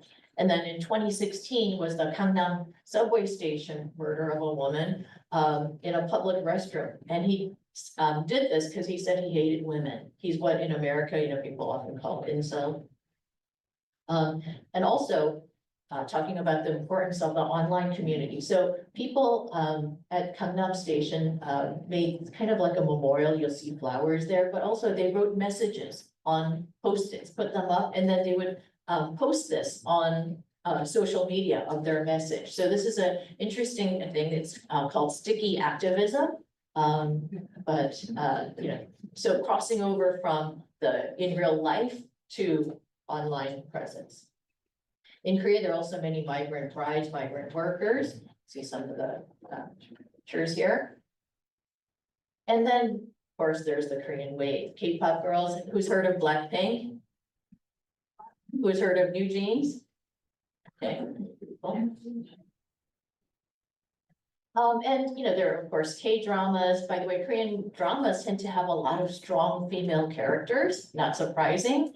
Korean films. And also crossover. So Chung played the North Korean refugee in Squid Game, and she's also a runway model. And she at that time was a model for. I just blinked. Anyway, so they made her a dress that I don't know if you can see it, but doesn't it look like the Korean furniture that you might remember with the mother of pearl designs? And then IU. Big K-pop singer. She also acts a lot. She was in Broker. She was also in My Mister. So phenomenal actress, even aside from her singing. Plastic surgery is big. The whole idea of K-beauty. And so that's something that's very popular. And then some of the themes we see in TV shows. So we see how TV shows also reflect either social realities or perhaps even social goals. So we see a lot in K-dramas, a lot of families, including single moms and single dads. Can anybody mention any dramas that have a single mom or single dad? Yes. Hospital Playlist. Hospital Playlist, and you're thinking of which? Yeah, I don't remember his name, but one of the doctors. Yeah, Keeton the dad, and he's got that adorable kid, Uju. Okay, so you get a prize. Anybody else? Can you name a show with a single? There's a recent one with a single dad. Love Next Door, or one of the ones that came out just recently. Oh, just, Love Next Door, okay, Sherry. I don't know, I have one. Yeah, and then also shows about disabilities, dealing with mental health, autism, anybody name any? Yes. Yeah. Yeah, so, I don't know, that was a lot. And LGBTQ characters, anybody think of any? Was that Itaewon Class? No? Itaewon. Yes, Itaewon Class, and then also Koreans love and time slip. So it's time slip and time travel are different. And I'm sure Sunyoung could tell you the difference as well. But so time travel often requires some kind of machine or something. Time slip is something that happens. And this is quite a common theme in Korea. And some people have hypothesized it's because South Koreans are longing for their other, which is North Korea, because of national division. I don't know, you may or may not agree with that, but there's a lot of time slip.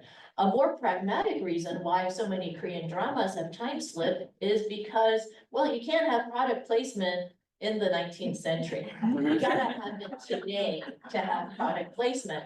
And, because K-dramas have huge budgets, and they can do that because of the product placement. If you watch Korean dramas, what are some of the things that you notice? You can tell it's practically a commercial, right? What do they always have? A drink. Subway.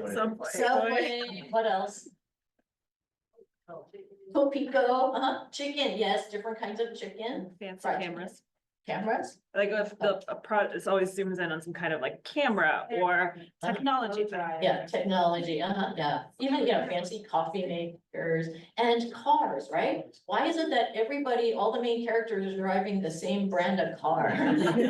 Usually, an import. So, yeah, so there's product placement. What else?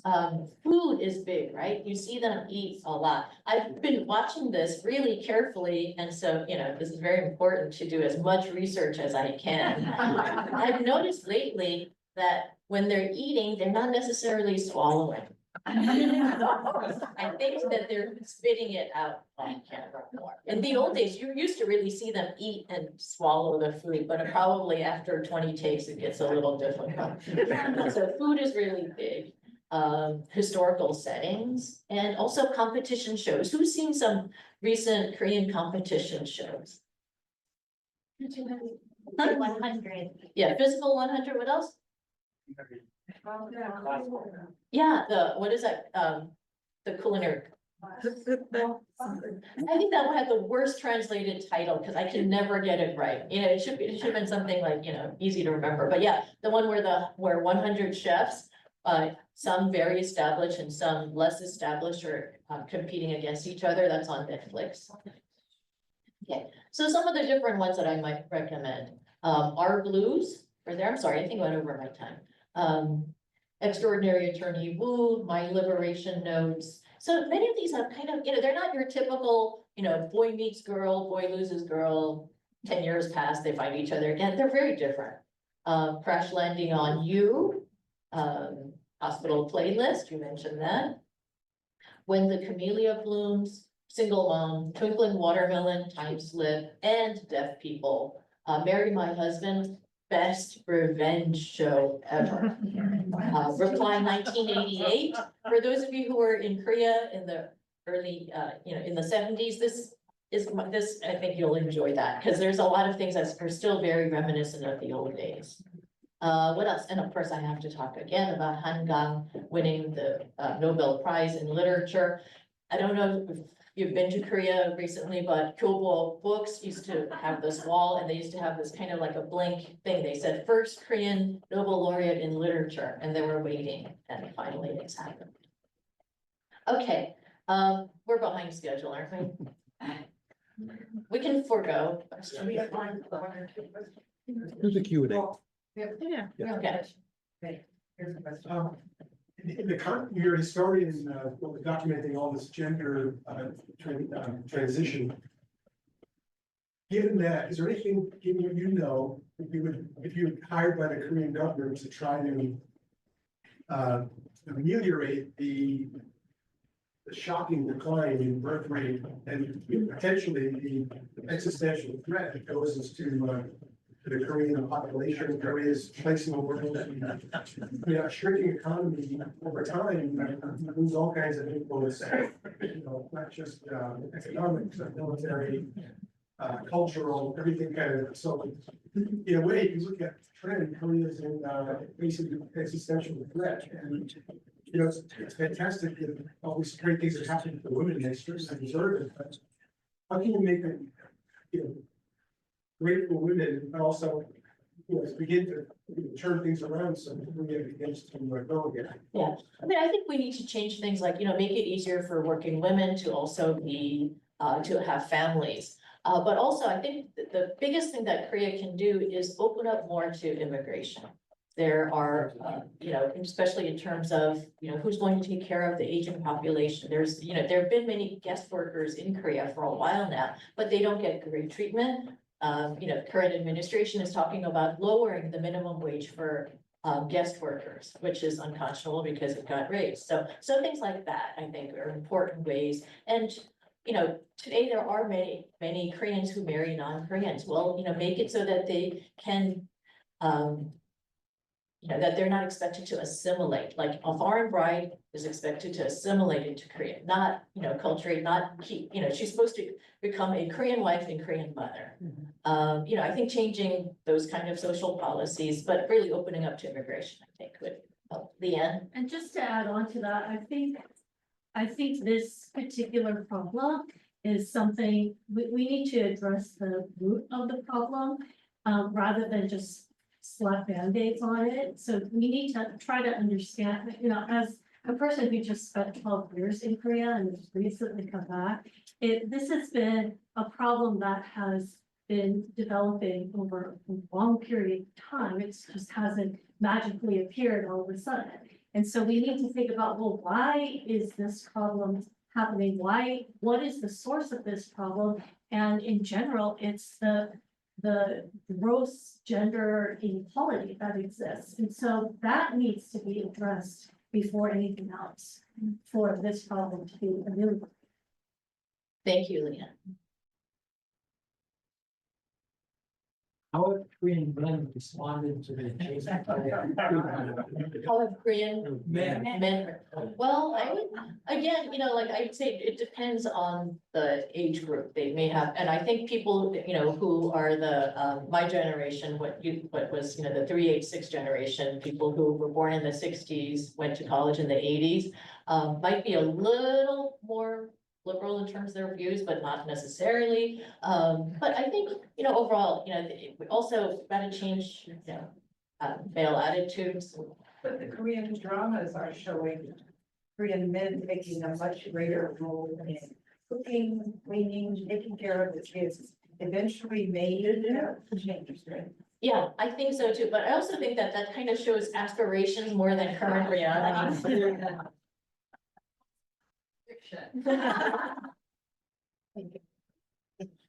Or romantic comedy.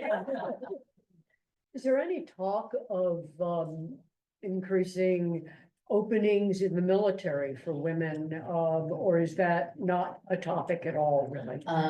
Well, okay, so some consul general stepped out, so maybe I can say this. Just recently, there was a newspaper article in the last couple of weeks about one of the government officials who said that drafting women into the military might solve this birth rate problem because young men, young women being in close proximity of each other might lead to more marriages and children. But yeah, I mean, so there's talk about things like that, but I mean, really, I think we have to change things at a very systemic level, social level.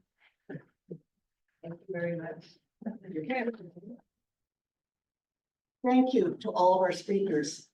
I'm Janice Petty. I'm a member of the board of Friends of Korea, and I'm K4, so some of you will know what that means.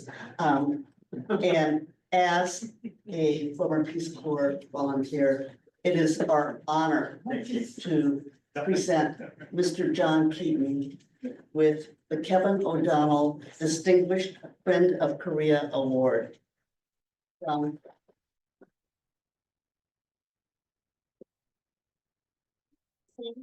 Stay seated. I've got a lot to say about it. And I'll go fast, I promise. The O'Donnell Award is given to individuals who have made particularly distinguished contributions to society that have strengthened the bonds between Koreans and Americans. And we can think of no other individual who has embodied the spirit of the O'Donnell Award than Chung. John has dedicated almost 30 years of his life in one activity or another of government and public service to fostering cultural awareness and friendship between Americans and peoples of other countries, including Korea. He began his career as a Peace Corps volunteer in Thailand, serving as an elementary school English teacher, trainer in a rural province in 1965-67. He subsequently was a Peace Corps recruiter, 67-68, Associate Peace Corps Director for Northern Thailand, 70-72, and Micronesia Country Desk Officer at Peace Corps Headquarters, 72-73. Then began his association with Korea. First, he was the Deputy Country Director and Country Director for Peace Corps Korea for 4 years between 1973 and 1976. His leadership brought volunteers and their Korean colleagues working together in areas such as health and education and improving cross-cultural understanding between people from our two countries. Second, he was the president of Friends of Korea for 6 years, from 2008 to 2013. In this role, John was hugely responsible.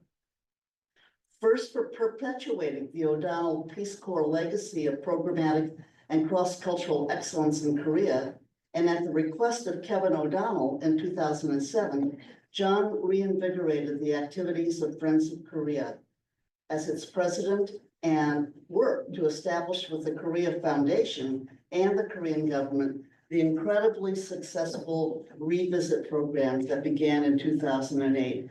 How many of you have been on those revisits? Thank you, John. The revisit program continues to this day, and over 400 RPCBs from Korea have been able to visit and reconnect with the former friends, colleagues, and families in country. In fact, the revisit trips are unique in the Peace Corps world, in that no other Peace Corps country has implemented such trips for returned Peace Corps volunteers. It's unsurpassed as the demonstrations of an incredibly effective means of realizing the goals of both the Peace Corps and Friends of Korea.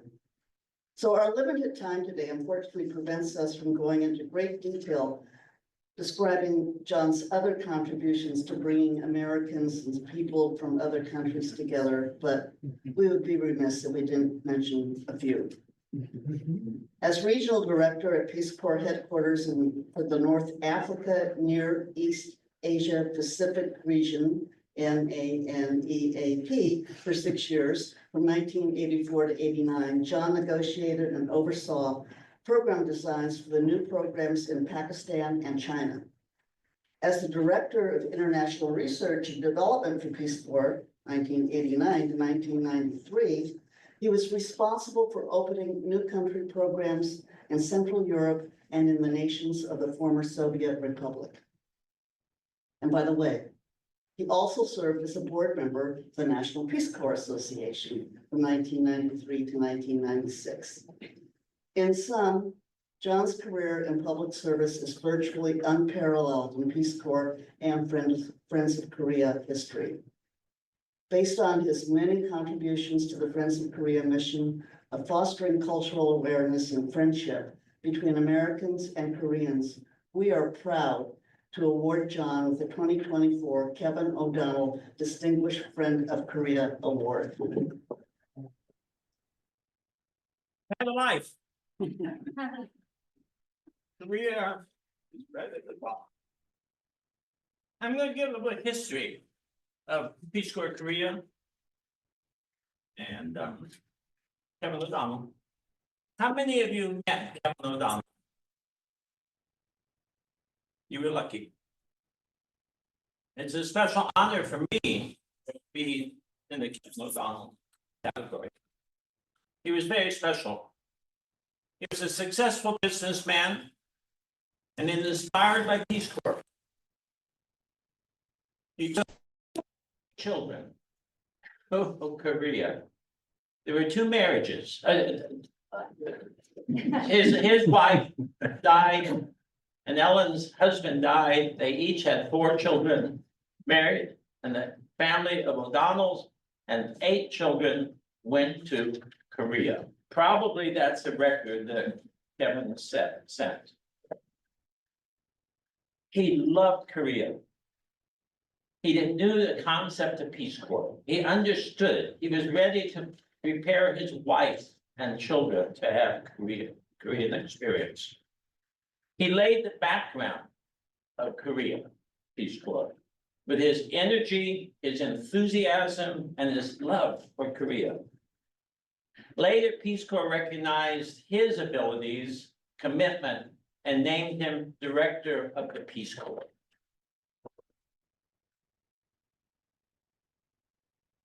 Let me give you a few facts on Peace Corps' history and explain its outstanding success. Worldwide, there have been over 252,000 volunteers in 142 countries. Peace Corps Korea had 2,067 volunteers. I think that's actually a little high. I think that may include some people who got off the plane when they arrived. So 2,067 volunteers. Thus, Korea volunteers are 0.008% of the total. That small little smidgen within the Peace Corps world. I often have thought that if I had postponed Peace Corps by 1 year and did not go to Thailand in '65, I would have been a K1. But becoming a country director was not too bad.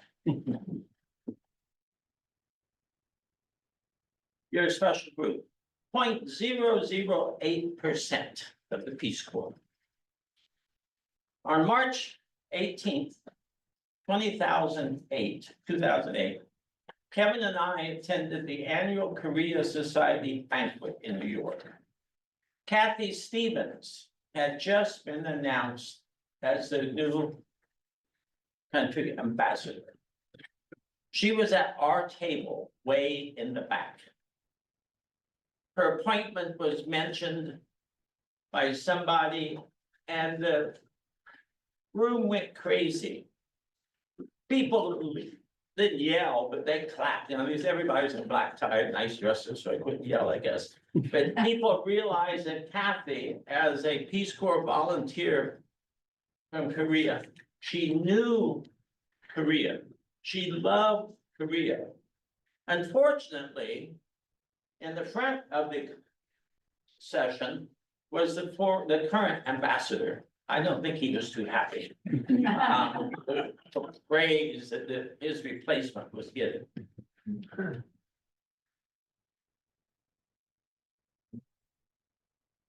And then came another stunning moment.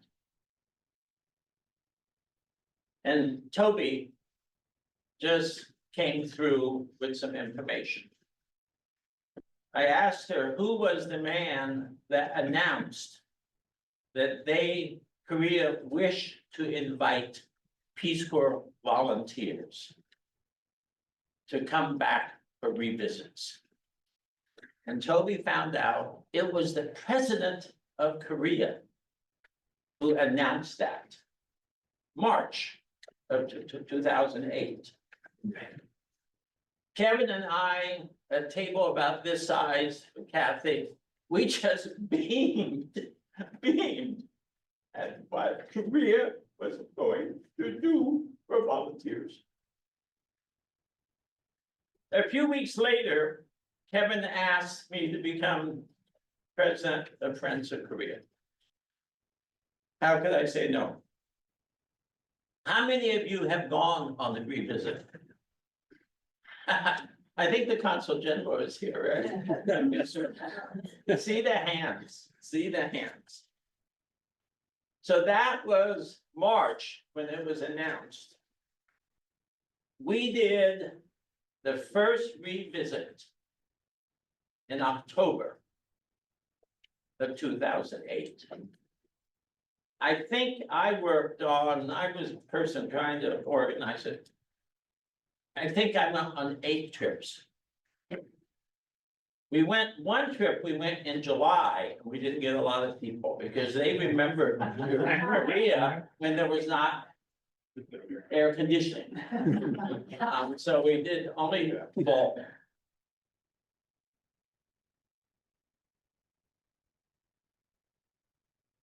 The revisits were just extraordinary, all of you know. the attention, the determination the Koreans had to make it a success.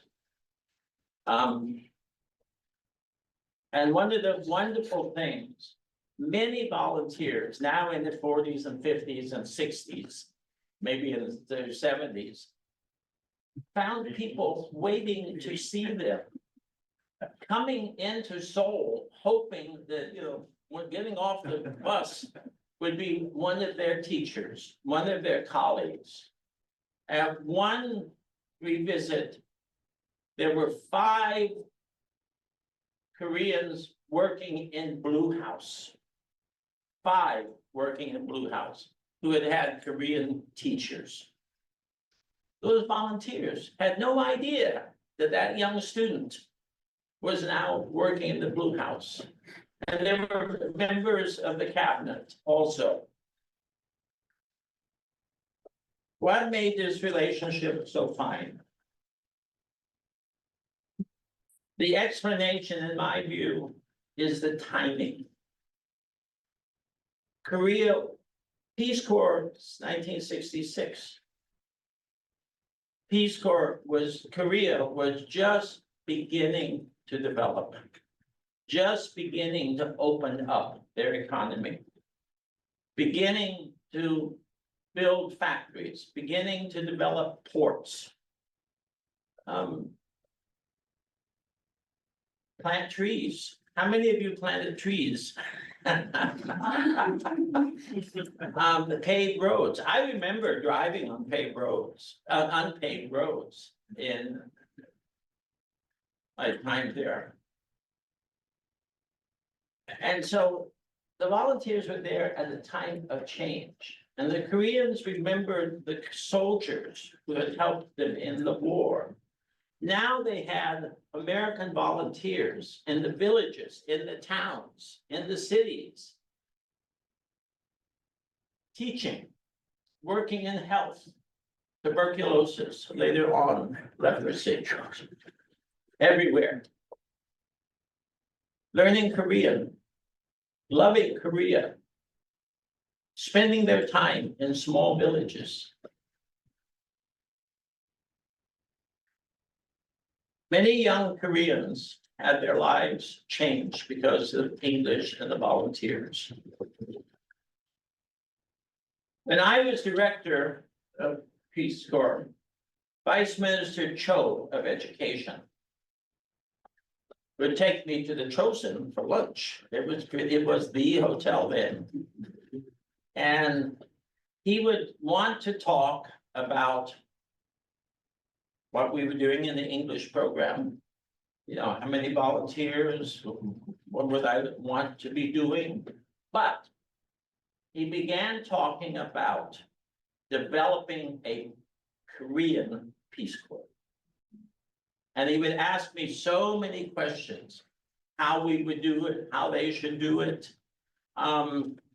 He was just truly committed and concentrating on this idea. Could we do that? Our country, now emerging into the world with what you've done. Well, I'm glad to say that he lived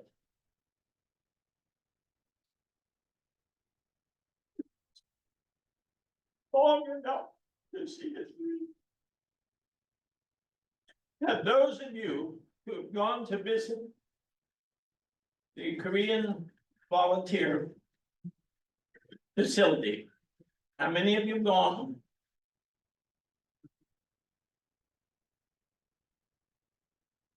Those young people couldn't imagine that these old Americans who are now coming to visit them could have done anything. Look how old they are. But they were just amazed when we began talking to them about planting trees. So we always had trees. What do you mean? Why are you talking about trees? We always had trees. And unpaved roads. We always had unpaved roads. What are you guys talking about? You're putting us down. We don't know anything about that. The generations had changed. Korea had changed. And the volunteers who went in 66 saw a very different Korea than the volunteers who came 14 years later. That transition was just extraordinary. And Peace Corps, was there during that transition period. When I got on the airplane to leave, all my staff, you guys know who they are, had me crying, of course. And the stewardess was trying to drag me onto the plane, and I was talking, of course. And then I said something that shocked them. I said, I don't want to come back for 10 years. What's he saying? Because when I come back in 10 years, I will see that much more development. I will see trees. I will see paved roads. And I came back exactly in 10 years. And the women on the staff took me out for big meals. They all had credit cards. It was not imaginable 10 years previous that women would have credit cards and be taking people out, being out to big restaurants. Korea, so Peace Corps volunteer was there at that extraordinary time. And let me talk about, they've changed their name. Korea World Friends. Korea World Friends. And they're in 40 countries. 40 countries. And they've already had 18,000 Korean young people going overseas to do what we did. So Korea has honored us, honored you, because of what you did at a special time in their country. And inspired Korea to do it themselves. You were role models. In the conversation with Dan Holt, many of you know Dan Holt, I think. He told me this. He stated the years of successful interaction between volunteers and Koreans have resulted in the feelings of Jung. I didn't pronounce it right, Jung. The deepest positive connection between people. Now, our Korean friends who are here, is that the word correct? The deepest affection. And I think we've seen that. And we've seen it in the consul generals across the country, in Boston, in Los Angeles. Peace Corps, Korea, Peace Corps has taken me to many countries. I had the opportunity to negotiate China, I had the opportunity to do the Middle East, the Central Europe, I had the opportunity to go to Russia.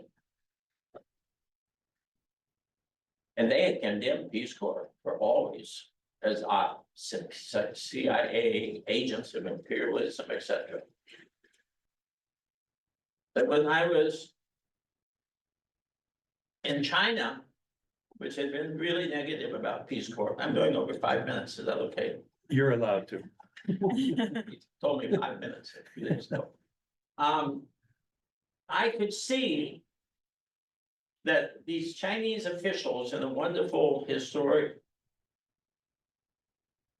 palace type building, they were looking at me with some unease, because I've always been so critical of the Peace Corps. And I paused.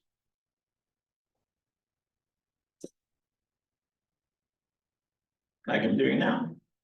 And I said to people, the 3 very senior officials, who's going to love your country?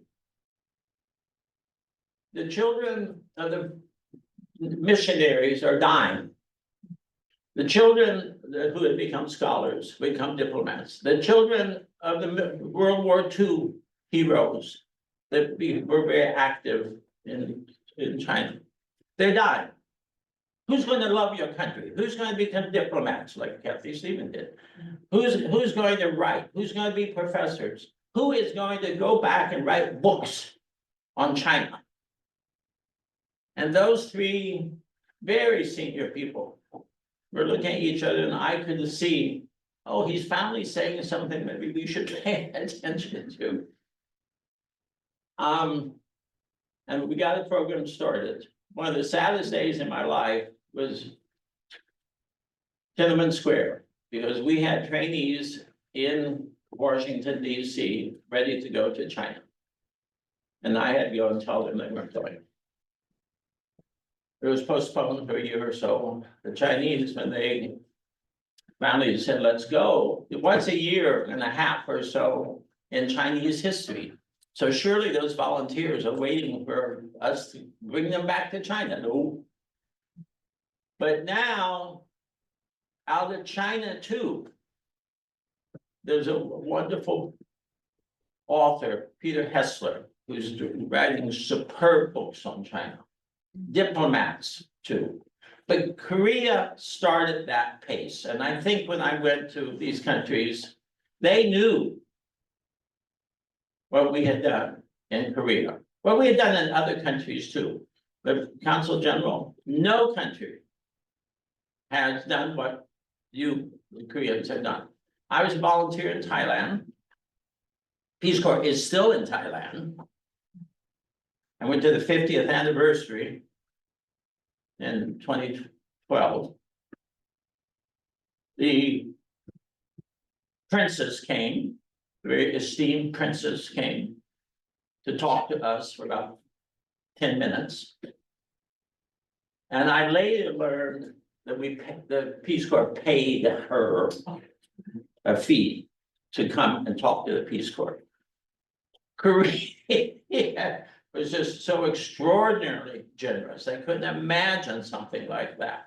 But that's the exception, sir, that Korea has done for our Peace Corps volunteers. And we love Korea.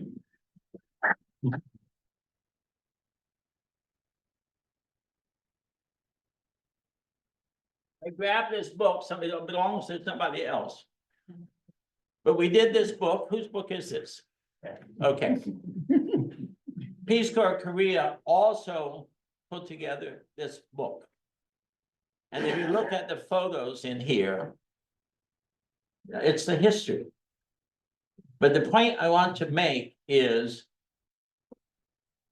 we did this during the second year of the revisits. Because at Kathy's residence, she put a lot of photos up on a board. And the volunteers and the Koreans are looking at their pictures. We got the idea that we would do a book. But the reason I really want to show this, not only, did we do this, but no other country that Peace Corps is in could have done a book of this quality. Just the professionalism of the publishing business. The talents that the Koreans did with this book for us that we designed. So we tried to look at it in the back. And I think we sold out. There's some discussion of doing another print. I hope that happens, because right now it's not available to buy, but we'll look into it for sure. Yeah, no, it's an extraordinary book, and when I showed it to volunteers, former volunteers from other countries, they said, you did that, because they have, screaming little things. But we are not little things. We are big things because of Korea. Thank you. Okay, thank you very much. So again, I'm Linda Tobash, but everybody calls me Toby, so that's where you heard the Toby from. And I just wanted to tell you briefly about our Giving Back initiative. all of us who were Peace Corps volunteers, or Fulbright English teaching assistants, or Fulbright researchers, or degree seeking, or even our Project Bridge youth ambassadors who go for the 10-day study tour, but spend a year learning about Korea, know that anything we've done pales in comparison to what we got while we were there.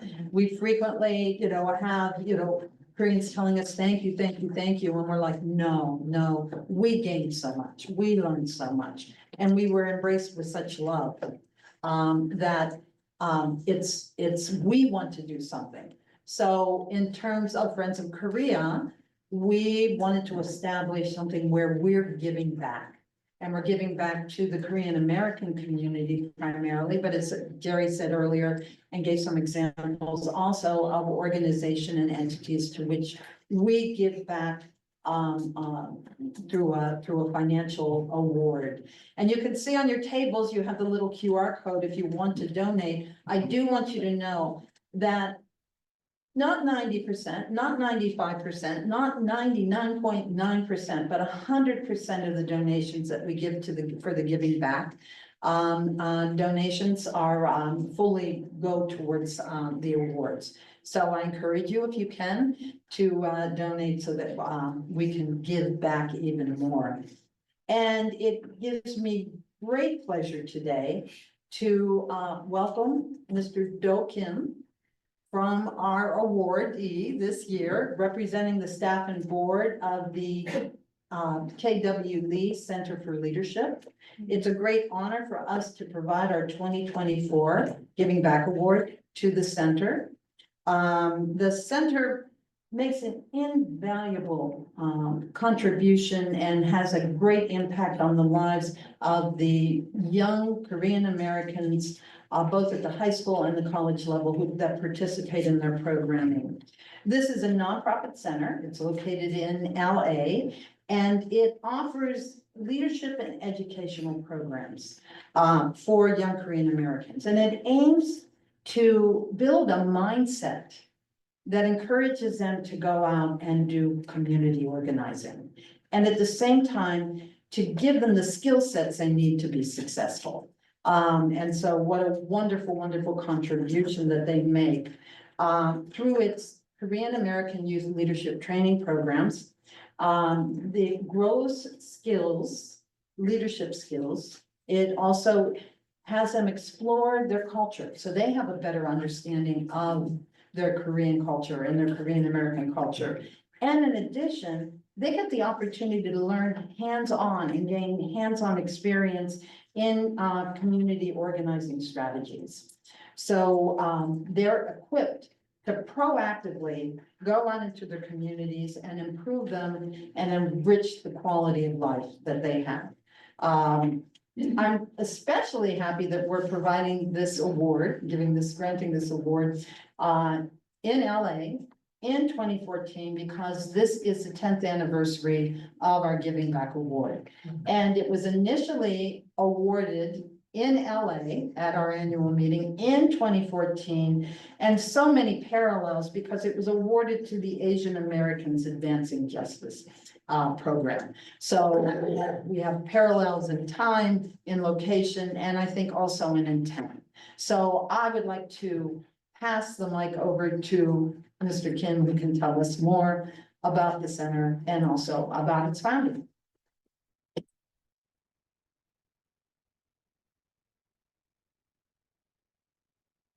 Thank you very much, Dobie. I appreciate it.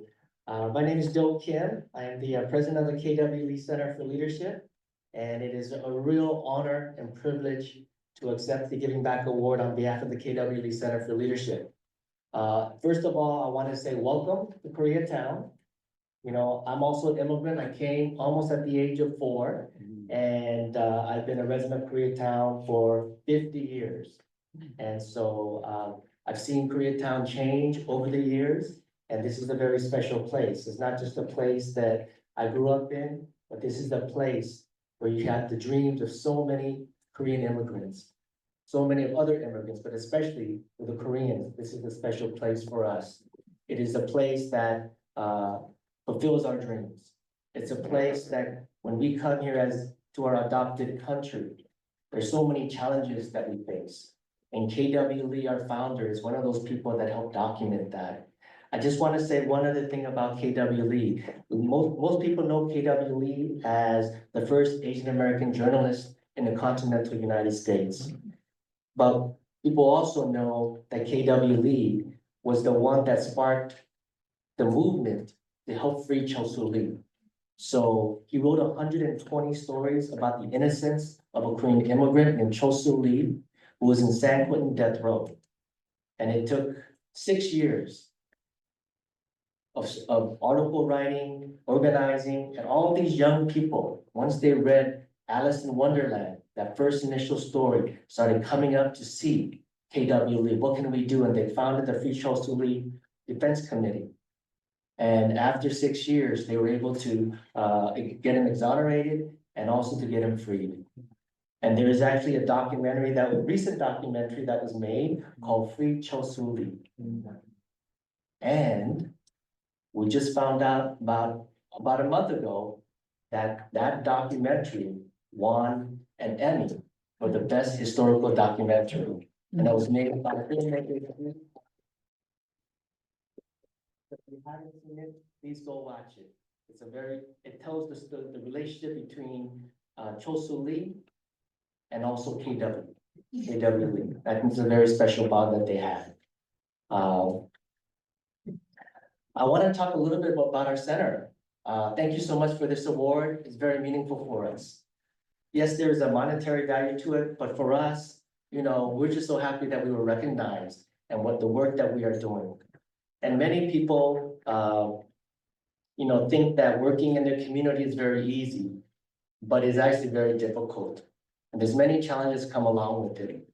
And I think this place is a very special place for many reasons.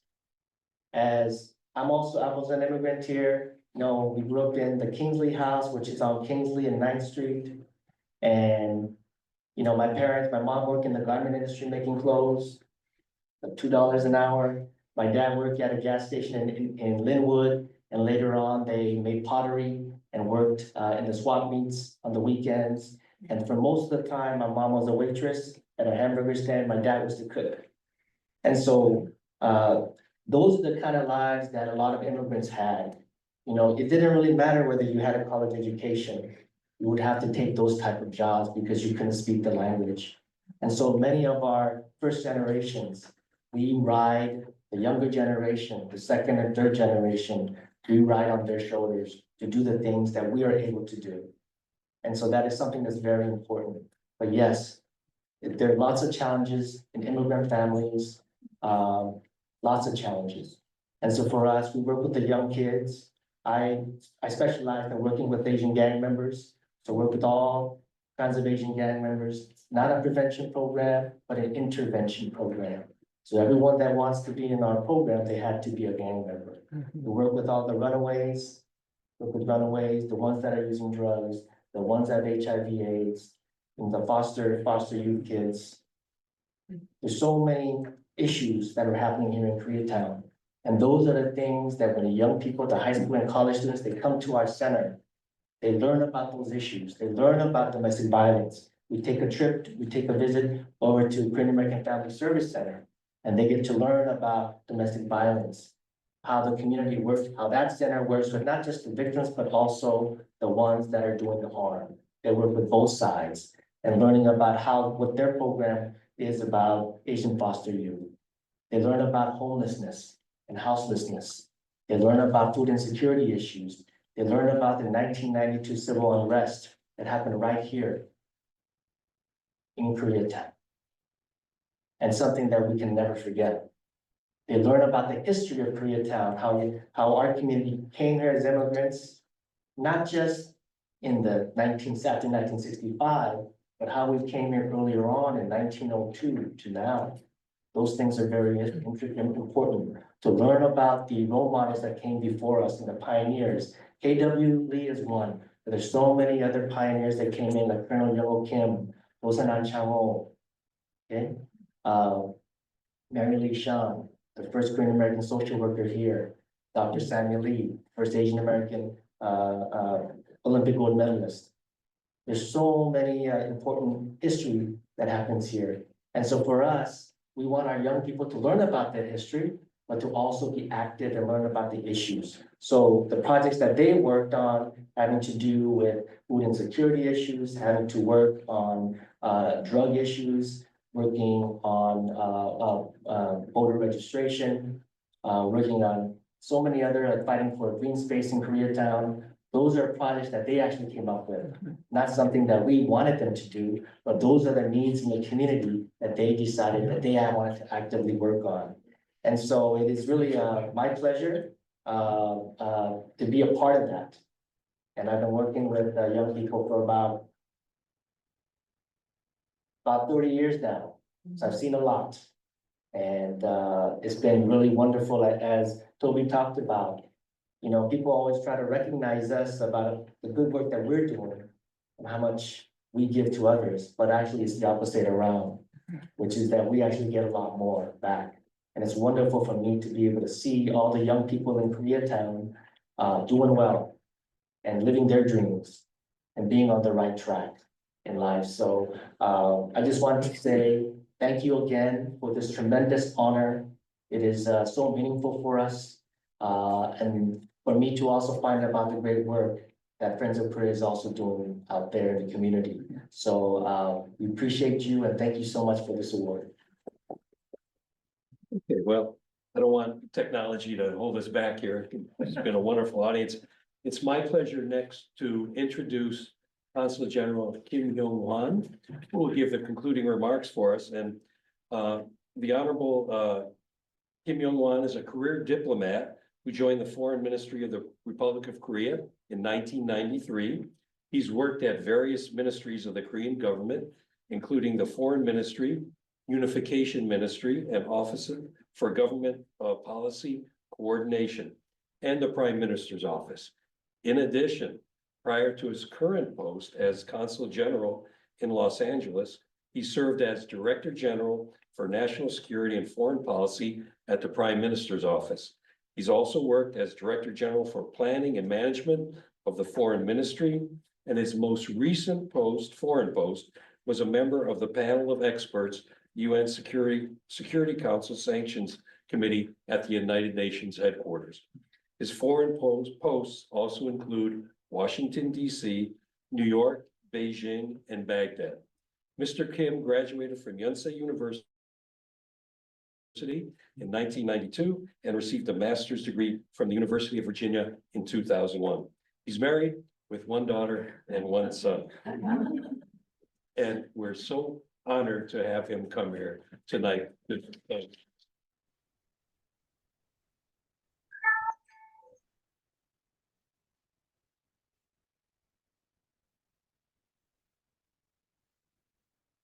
안녕하세요. 반갑습니다. Yeah.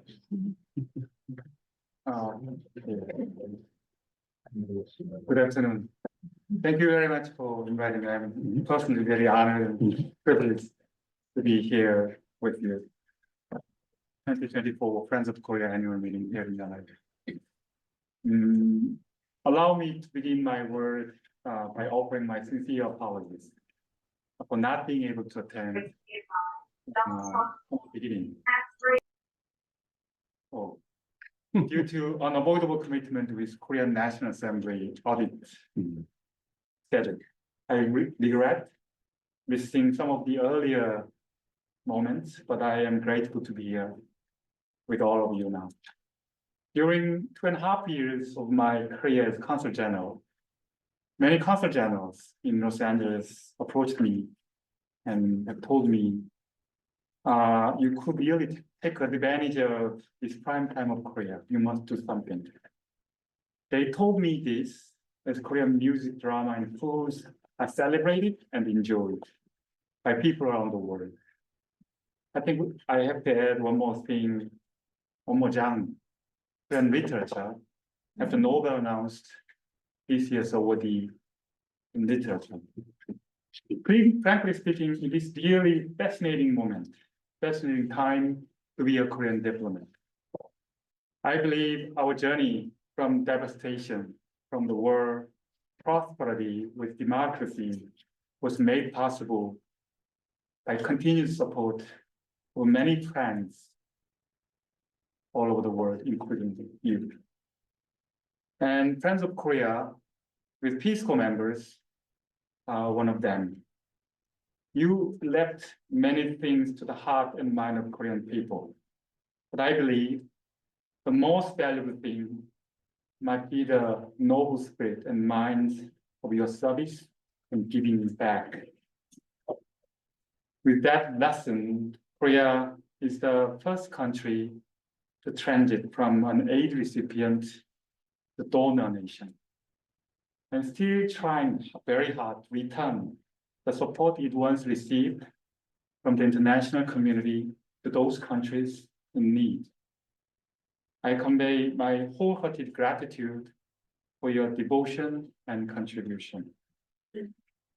Taking this opportunity, let me introduce to you what we Koreans as a country is trying to do.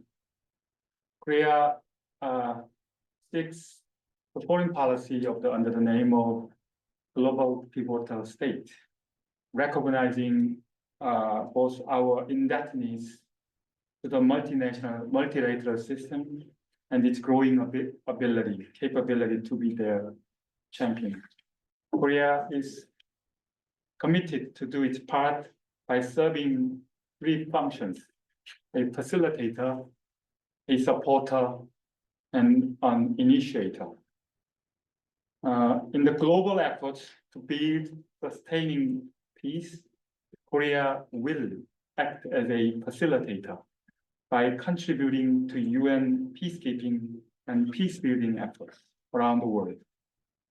Korea also will play a role as supporter for the global South in their efforts to achieve the sustainable development goals and take climate actions. And Korea will act as an initiator in the global efforts to install new norms and governance for human dignity and well-being. One more thing I want to add. Last year, we celebrated 70 years anniversary of our alliance. What started as purely military relationship has blossomed into global, strategic, comprehensive partnership with collaboration not only in military, economy, culture, cutting-edge technology, and people-to-people exchanges. And I personally believe people-to-people exchanges is one of the most important pillars to buttress our solid relationship, because it continues to arouse. Because it continues to create human bonds between our two nations and arouse a deep affection from our heart for each other's people and culture. In this sense, I have to say, Friends of Korea, you have played a critical role as human glue between our two countries. Last but not least, I thank you to President Krzic and board members for the Friends of Korea and everybody who are here, who have worked tirelessly to make this event possible. I'm grateful for your hard work and commitment to the Friends of Korea community. I also thank you to the speakers. I saw Connie Jung a moment ago, Professor Sunyoung, thank you, and Professor Jennifer Chung for their presentations. Additionally, I want to offer my sincere congratulations to the recipient of the Donor Award, my friend Do Kim, the Giving Back Award. With that, once again, thank you very much and have a wonderful day. Thank you very much.